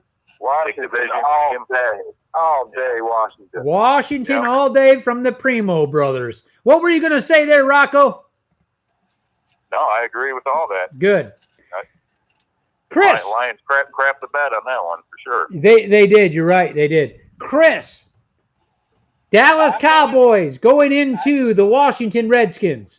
I think you have another underrated player there in Alex Smith, and I think he takes that game and wins that game for him. And I'll tell you what, we're just going to go ahead and cruise right through this because I agree 100% on this, guys. Too much in there. I like Alex Smith with the Redskins. I do. I like Alex Smith as a quarterback. I really do. Most underrated quarterback ever. You know what? This might be the underrated quarterback thing that we've been talking about here. This may actually be it. And Alex Smith, wow. He'd probably get a lot of votes and might even win the voting on this. I haven't had a chance, guys, to go onto my Facebook thing and see if the conversation started or not. But we'll do that later, and I'll kick it out again after we get off air. So I'm with you guys 100% on this, and we're going to move right along. We all took the Redskins, so nobody's going to gain any space on that game. Here's a game that's going to be interesting, guys. Rams are visiting the 49ers. It's an in-state, I don't know if you could call it a rivalry or not, okay?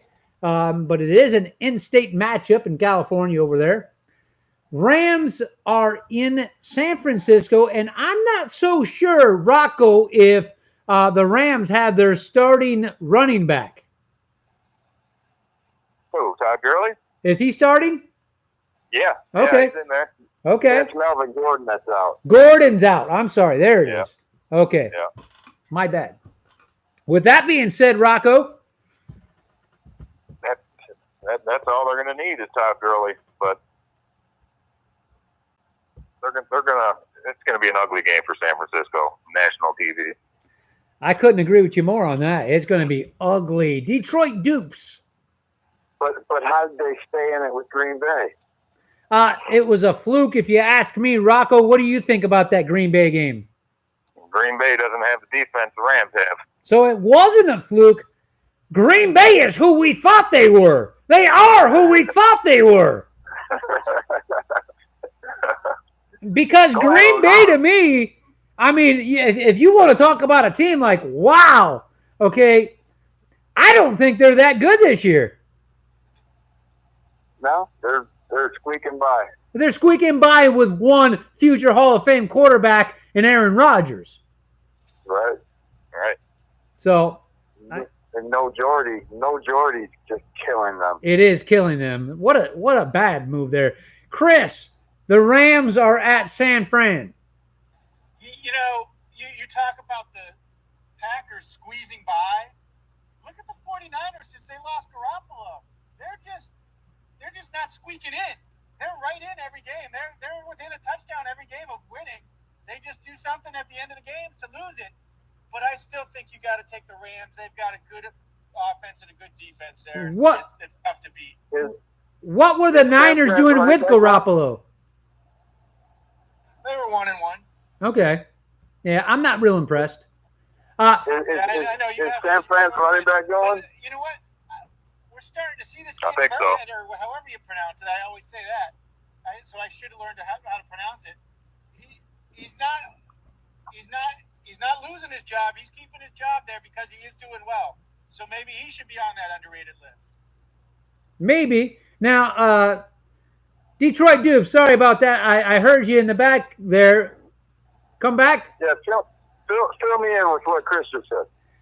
Chris was basically talking about that San Francisco is barely losing these games with their second-string quarterback. And so then I asked him, well, what were they doing with Garoppolo? And then he told me, well, they were 1-1. And, of course, I'm not real impressed. Garoppolo got, if you want to talk in conversation of most overrated, he would have been one of my picks for most overrated because he just hasn't put the body of work in to get the contract that he got. For sure. If you ask me. For sure. So that's why I did have him as one of my most overrated on the list is because that I don't believe he put that body of work in yet to get the contract, which especially when we're talking about a contract that was one of the highest. I mean, you can't justify that with me right there. So that's to me where I would have called him that as being somebody who's the most overrated. So Chris was just saying, Detroit Dupes, that San Fran's right in there all the time. But with that being said, he still took the Rams. Who did you take, Detroit Dupes? I got to take the Rams. Okay. I believe big time in any given Sunday, and that's how San Francisco's playing. So that's a scary pick right there. It is. And guys, with that being said, I'm taking the Rams as well. It's a high-powered offense. To me, it doesn't – home field advantage does nothing for you in this game. And I'm just not real impressed with San Fran. And when San Fran had the game that they had, I'll tell you what, I was impressed with that second-string quarterback. I just believe that kid is going to deserve a starting job here in the NFL by the time his play time's up here in San Fran. I think he has that intensity inside him and the will to win, a passion for the game, and I like that. And I believe that a lot of that San Fran team rode his coattail on that. They could feel the enthusiasm in this guy, and I think that had something to do with it. So we'll see this week, but it's the Rams, okay? It's the Rams. The Rams are going into San Fran. So I'm with everybody on the same. We're taking the same one, the Rams. Moving along here, Cincinnati, the Bengals are going into what Rocco in preseason told us would be the most explosive offense, that in the Kansas City Chiefs. Rocco. This is another hard one. It is. Because Cincinnati's looking pretty good this year. The Red Rifle is looking good. Looking real good. And with what's going on in that division, Cincinnati, they got a little window here. So, it's a tough one, man. I think Kansas City's going to win it. But they got a little chink in the armor there last week. I think Cincinnati's going to air it out all day on them. It's going to be a close one. I'll take Cincinnati. Wow, Rocco. I think actually, Rocco, that you're looking for a little bit of separation in this game, and you're looking to kind of separate a little bit. You had to pick one of these games to catch up here. Yeah. And this one, that is tough, and the Red Rifle is throwing it. But Rocco, you called it preseason. Kansas City Chiefs being the most explosive offense. You called that. Now you're going to say the Red Rifle's going into KC as the most explosive. They're going to tear them up. I don't think they're going to tear them up, but it's going to be a high-scoring game. I think Cincinnati is going to pull it out. Maybe by 6 points. I like it, Rocco. I like it. Detroit Dupes. Talk to me. What's the Bengals record? 4-1. 4-1? They're 4-1. Yeah. All right. So this is the week we see who the Bengals are. This is their downfall week, and then they'll go into a huge slide because Kansas City, they got Patrick Mahomes who almost beat New England.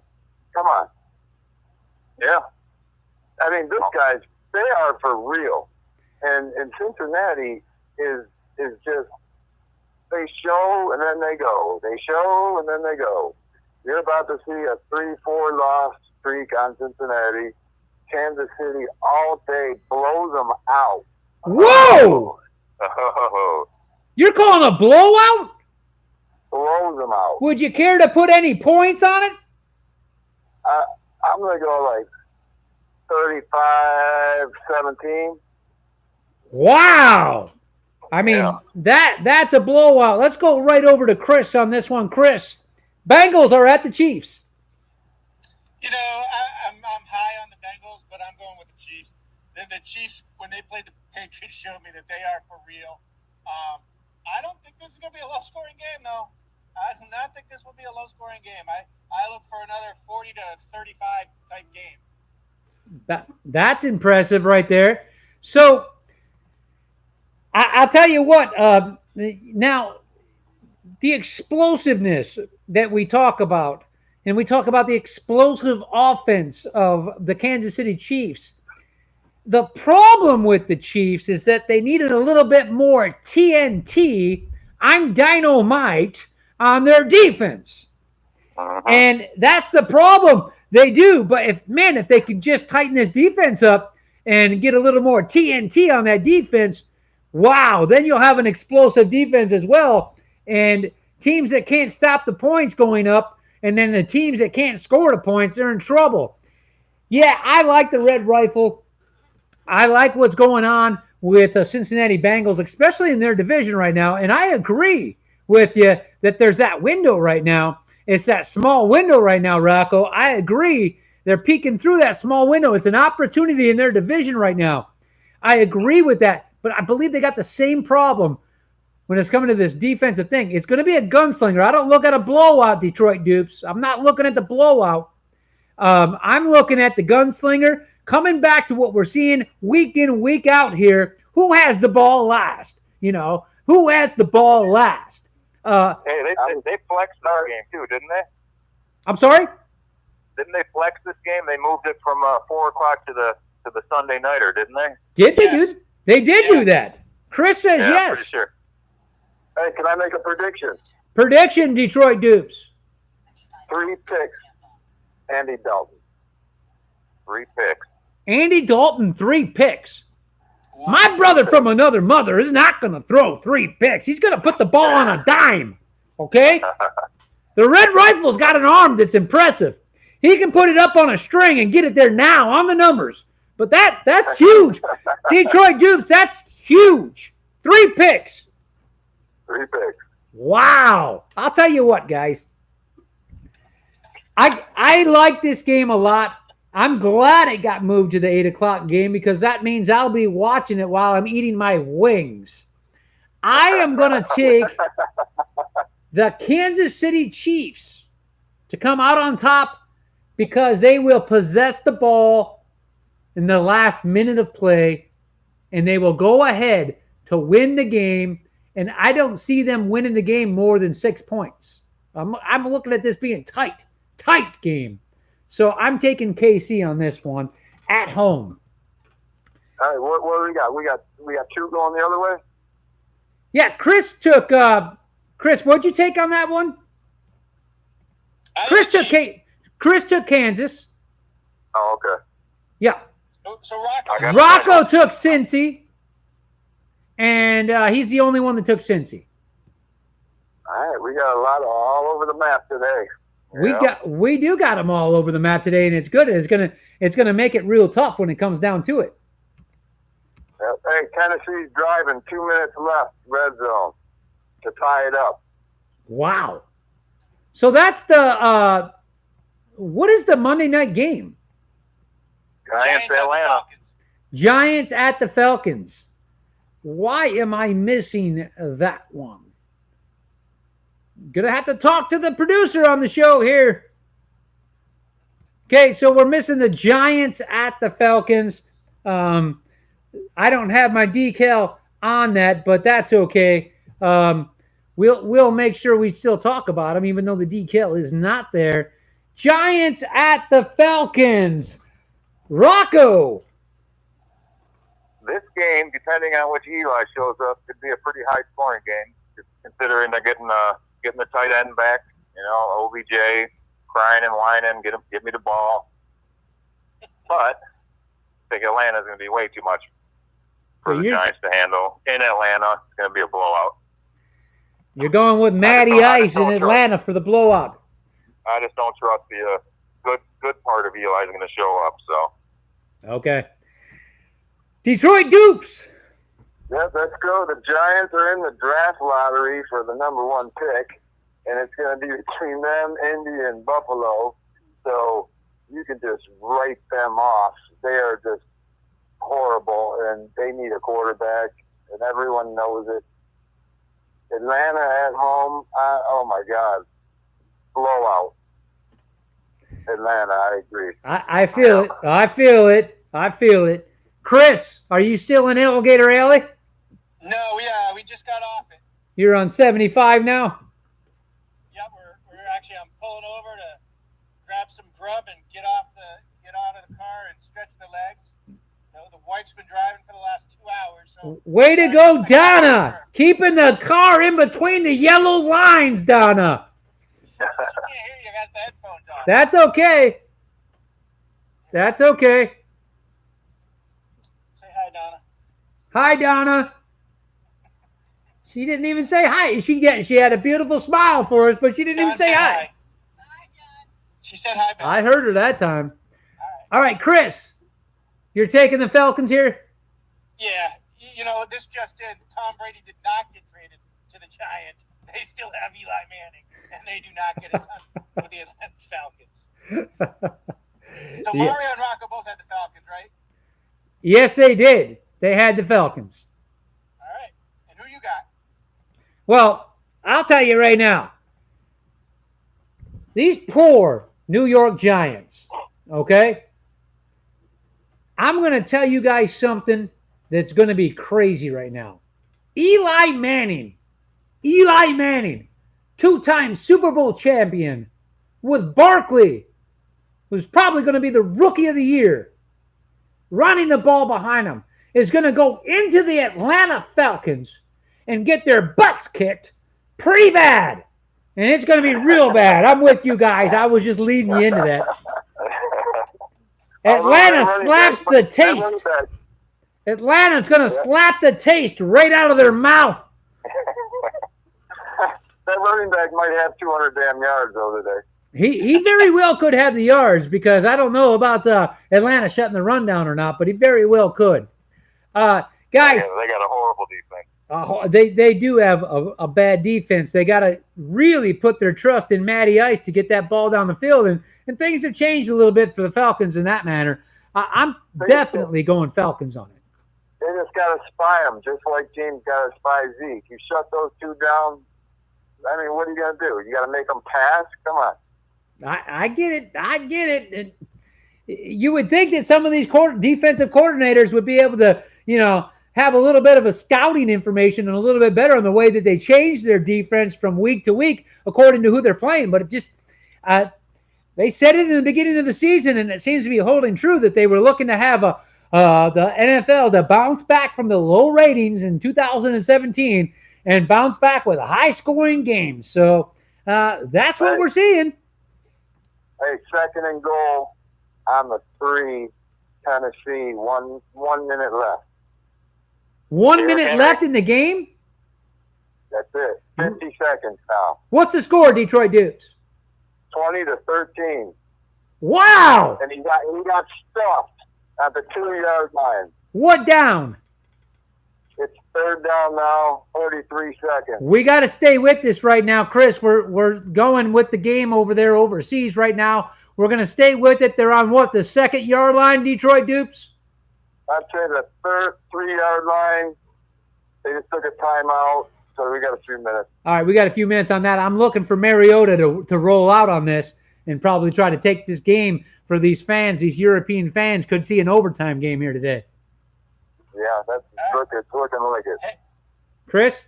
Hey, I got to get going, so let me just give you my final thought. I know what you got to do. You got to go put air in the tires, right? No, I did that earlier. I got to get some food in my belly. Okay. But good luck to the game tonight. I'll try and catch up with you for the Sunday night game. Go Pats, and we're looking for some good games. Let's hope Jameis gets knocked out early and we get to see Ryan Fitzpatrick. Wow. Chris, I like that one there. Hey, Chris, have a safe trip home. Thanks for going out of your way to be part of the show today. We appreciate it, man. Have a good one, man. All right. Talk to you next week. All right, guys. So Chris is out. Sometimes the show gets tough, guys. I mean, sometimes the show gets tough, and you got to reach people any way you can, and that's the way we've been doing it. So, hey, it is what it is. Got Phillip Rivers biting his nails. Phillip Rivers on the sideline, biting his nails. Tell me the line up here, Detroit Dupes. Call it. All right, we got, they're still waiting around. They're still standing around. We got 2nd and goal. Getting ready they're still in a huddle. Okay, so huddled up for the Tennessee Titans in the huddle. We got any more timeout? Chargers have 2, Tennessee's out of timeout. All right, are we in a shotgun formation or is he under the center? We're still huddling because there was a player down. Oh, okay, player down. Here, they're getting ready to. Here we go. Reps getting it going. Talk to me. So Lewis in the backfield's having a huge day. I've been watching him run around and catch. Let me know if we're in a formation of shotgun or under the center. Well, we got the pretty much a quarterback, almost like a wishbone. He's passing in and out of the hands of the receiver in the end zone. Okay, so we're coming up to 4th down now. Right over the middle. I mean, all he had to do was catch it. Right through his hands. What down? And it went right through his hands. Wow, you got to make that catch. Yep. He saw it, and his eyes got big. Here we go. 3rd and goal. This is it. 3rd and goal? Go 2 times. 40 seconds left. 4th and goal or 3rd and goal? 3rd and goal. 5 seconds on the shot. Here we go. Mariota running up the middle. I think he's down at the 2. Touchdown. They're saying touchdown. I think he was down, though. Uh-oh. Now, wait a second. I got to know something. How did the clock run out? No, I was talking about the play clock. It was getting low. Okay. There's 33 seconds on the clock. Here, they're showing the replay. Hold on. Replay, slow-mo. Was the knee I down? think the knee's down. The knee's down on the 2? Let's see. There's a good angle right here. Yeah, he's down. Okay. I'd say around the 1.5, 2 yard line. Yeah. Where was the ball when his knee touched? About the 1.5, 1 maybe. Okay. So it's going to be 4th down? Yeah. All right. We got a little time before this replay because you know what's going to happen. The red flag's coming out, right? Oh, they're replaying. It's the replay because it was a touchdown. Yeah. Okay. So we know. All right. This could take a while, though. Right. So, guys, I want to just reiterate something that we went over here earlier. Yeah. I want to go back over the fact that we were talking earlier about the most underrated players in the NFL 2018. And I went with my guy right here, okay, which was Fitzpatrick. I think was the most. Drew Brees, underrated just because he doesn't seem like he gets his name up as much. Now, I didn't pick him. I just put it up there because a lot of people were talking Drew Brees, and that happens to be a lot of New Orleans Saints fans. And then, of course, you got a couple other ones. Some people call Nick Foles underrated. And obviously, you got Alex Smith.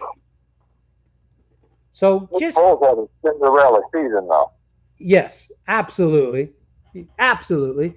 And the year before that, though, his quarterback rating was through the roof. The guy was, wow.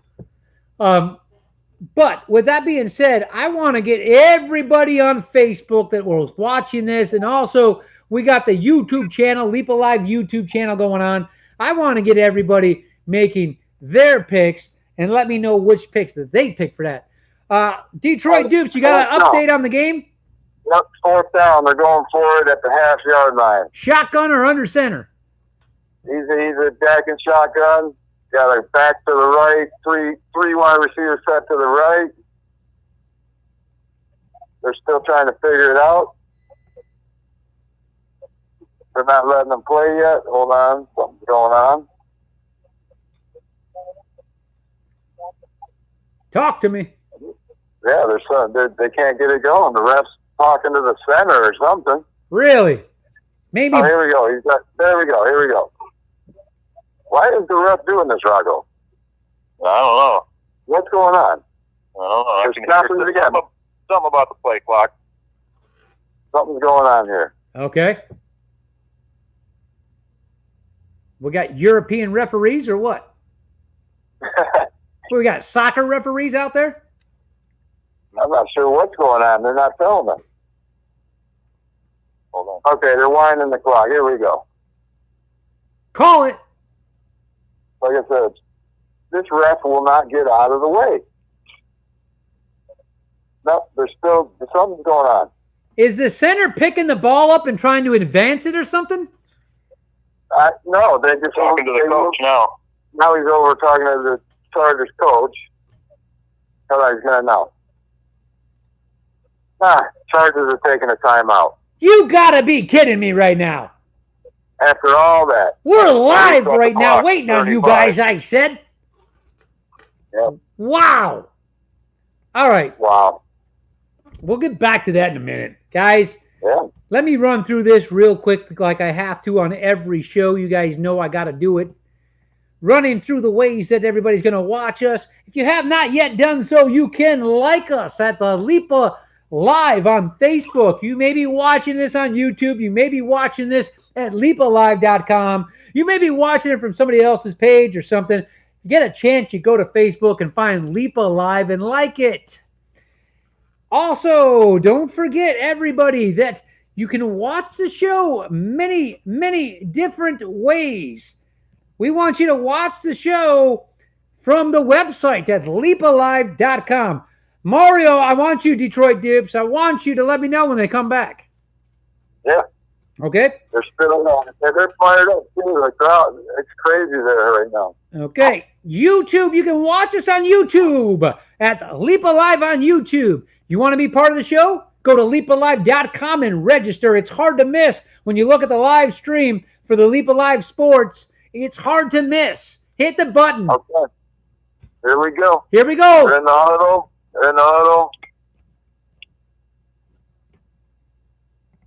Now, why he's going shotgun and not under center is beyond me. Shotgun. Quarterback sneak. Give them the option. Yeah, but quarterback it's on the half-yard line. Fall forward. Here we go. Quarterback is under center. Two back backfield. Receiver in. We got to toss him the ball. Here we go. He's passing. It's up. Touchdown. I can't tell if you caught it. Touchdown, Tennessee. Touchdown, Wow. Tennessee.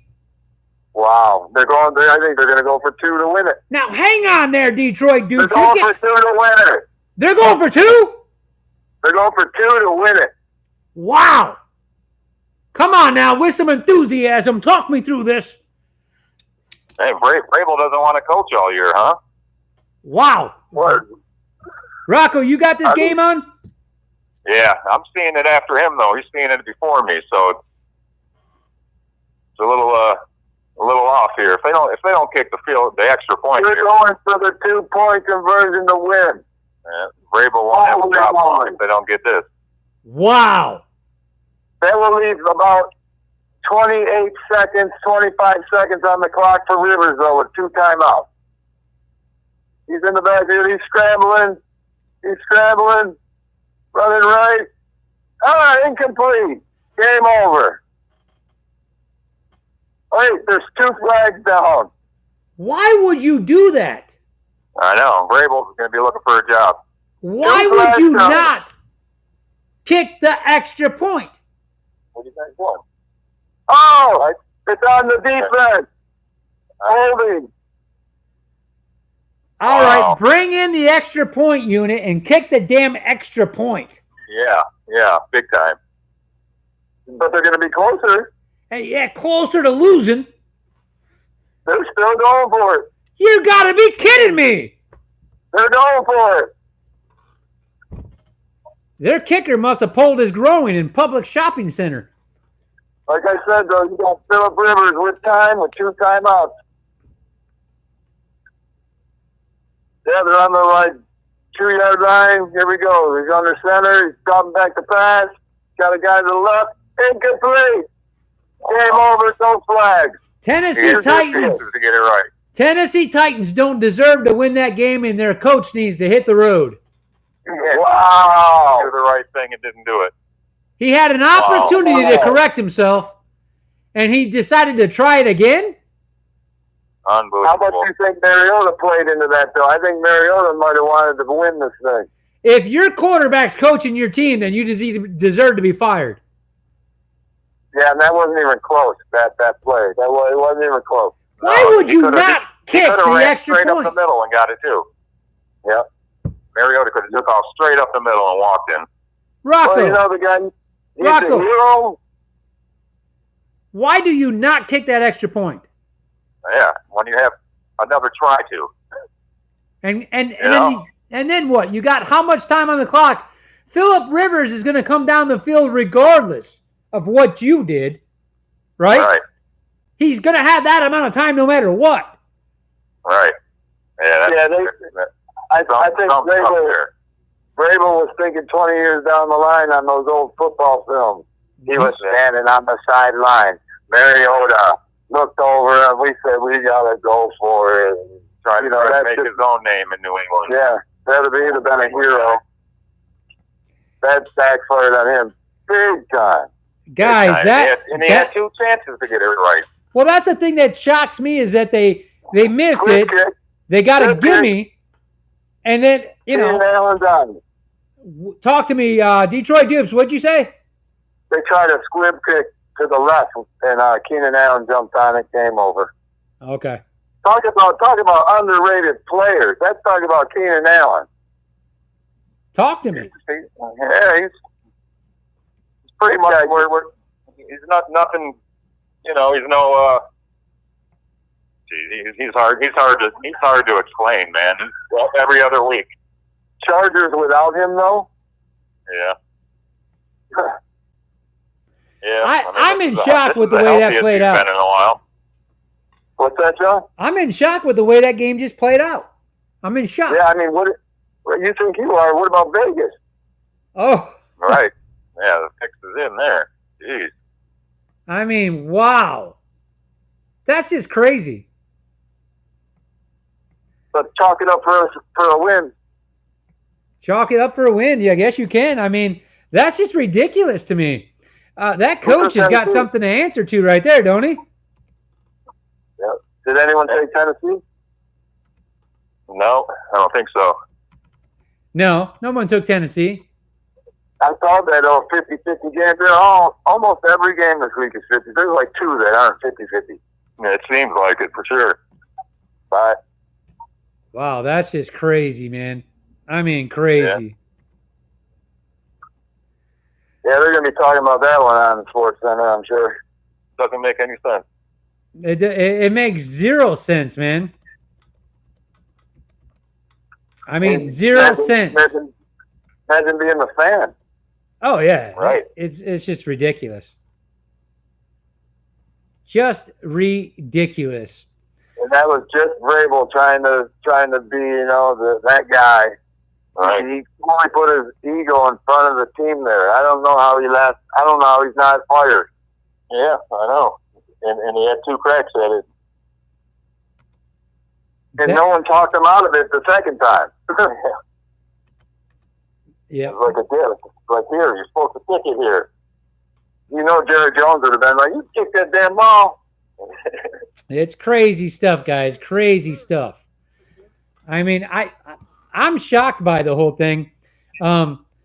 So anyway, just to kind of go back over some of this stuff, guys, we're seeing a lot of this stuff that we're seeing, and so much of the stuff that we're seeing this year is high-scoring offense, horrible defenses.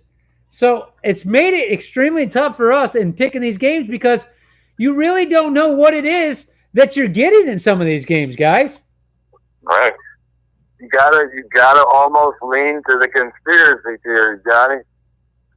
I can't do that, Detroit Dips, because if you do that, there's too many people involved. Someone starts flapping the gator mouth. You can't do it. Too many people involved. It just seems that it's been this way for a long time now. I think it's blatant now what some of the things going on in the NFL. And it's not the same game we watched, that's for sure, when we were kids. Well, I'll agree with you. Absolute head scratcher. I'll agree with you as far as that goes. It's definitely not the same game that we watched when we were kids, but I can't go as far as saying, okay, this is staged or something. There's too many people. I know Vegas is powerful Vegas is, but even that, I mean, they do get some good picks. I'll give them that. They get some good picks. So I don't know. It's hard to keep up with, guys. Hey, Vegas knows what they are talking about. They do. Yeah. They're not in it to lose. I agree with you wholeheartedly. Guys. What was the spread on that one? I don't know, but it's probably not right. I don't even know. Well, but guys. That wasn't supposed to happen. It was not supposed to happen. That was ridiculous, what we just witnessed there. That was ridiculous. That coach is going to have to answer for that. That's not a player mistake. That's a coaching mistake. Yeah, yep. The play calling, everything about it. Like, we should be in overtime right now. Yep. Hey, guys, you are in Europe, and if you watch soccer over there, there's the thing with the old famous flops, They break out the cold spray, and they spray them with some ice spray, and they're up and running for another 30 minutes again. I've seen them break out the stretcher, and then halfway up the field, the guy gets off the stretcher. So that's the only game. They run around for like 9 hours, and then at the end of the game, they're like, we got extra time. It's like, what? I know. Crazy. What do you mean you got extra time? Guys, we are going to go ahead and end this show. We could sit on here and talk for hours. One of these shows coming up very soon. I think we might make it lucky number 13 week. But it's going to be one of these shows that we do. You know what I should do? And I don't got a for sure yet on Rocco when he's coming to making his way to the Sunshine State, or even if he's going to be here on a Sunday game. Rocco.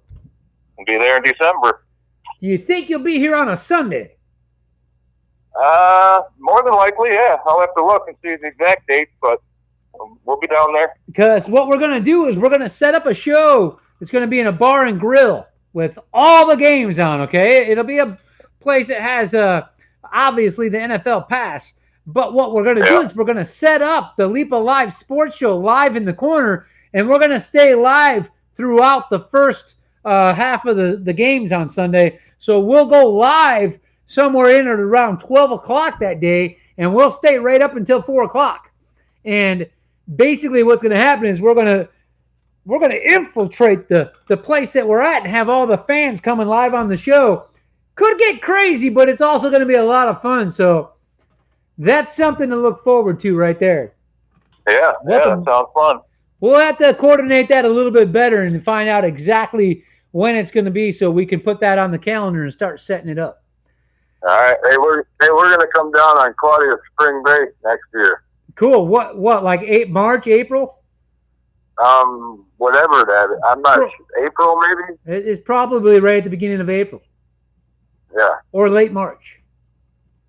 Cool. Awesome. In that case, we'll be talking probably going into some later season of the NBA, and the hockey season will be good to talk about. Yeah, probably. And, you know, it's crazy, but that's like the beginning of baseball, too.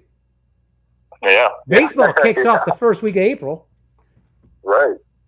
All right, guys. How about that game with the Dodgers? Oh, yeah. So it's Dodgers and Boston. The Red Sox against the Dodgers in the World Series. That's going to be pretty good game. That's a good matchup. West Coast, East Coast. Yeah, that's a good matchup. I mean, any way you would have looked at it, either having Boston or Astros in it, I think you would have still had great matchup. I thought that the Boston Astros series was like a World Series almost. I thought Astros were going to put up a little better of a fight, but they didn't. Yeah, that was weird. Yeah, but this is going to be a great World Series. Yeah, two great teams. All right, guys. Enjoy your football Sunday. You guys just hanging home watching the games? Yeah. Yeah. Cool. Yeah. Awesome. Well, keep an eye on these games. Mark your notes down because we're going to be checking our stats. Hey, do you have the overall stats with you? Chris has the overall stats. Oh, okay. Got to be nice to that guy when he's carrying that around in his briefcase, guys. You never know when one of those picks gets scribbled out. I'll be looking for the whiteout on some of my picks, trust me.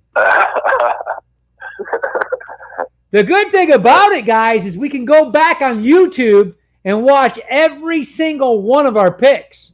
So the good thing about it is, and I'll say this to everybody, go on YouTube and look for Leap Alive on YouTube, and you can go back and you can check all our picks on YouTube. So, I mean, it might take you a while, but you can do it. You can do it. You can. You can do it. You can. Okay. I had this little guy I used to work for, and he used to come up to me and say, John, tell me. His name was Santano Montano. His name was Santos. I called him Santano Montano. But you know this. And he used to tell me all the time I'd come out and go to work with him, and he'd laughing at me. He'd be like, John, tell me, huh? Oh, when you going to be a movie star, huh? You can. You can. He was a cool guy, that little Santano Montano. He stood about 5'2.5". And he looked like that guy in the video game that jumps over mushrooms. Oh, well, Mario and Luigi, huh? Both of them. It's me, I'm Mario. Hey. All right, guys, I'm checking out. Guys, enjoy the game. Say hello to the families for me. And I will talk to you guys on Thursday Night Football. All right. Peace out, guys.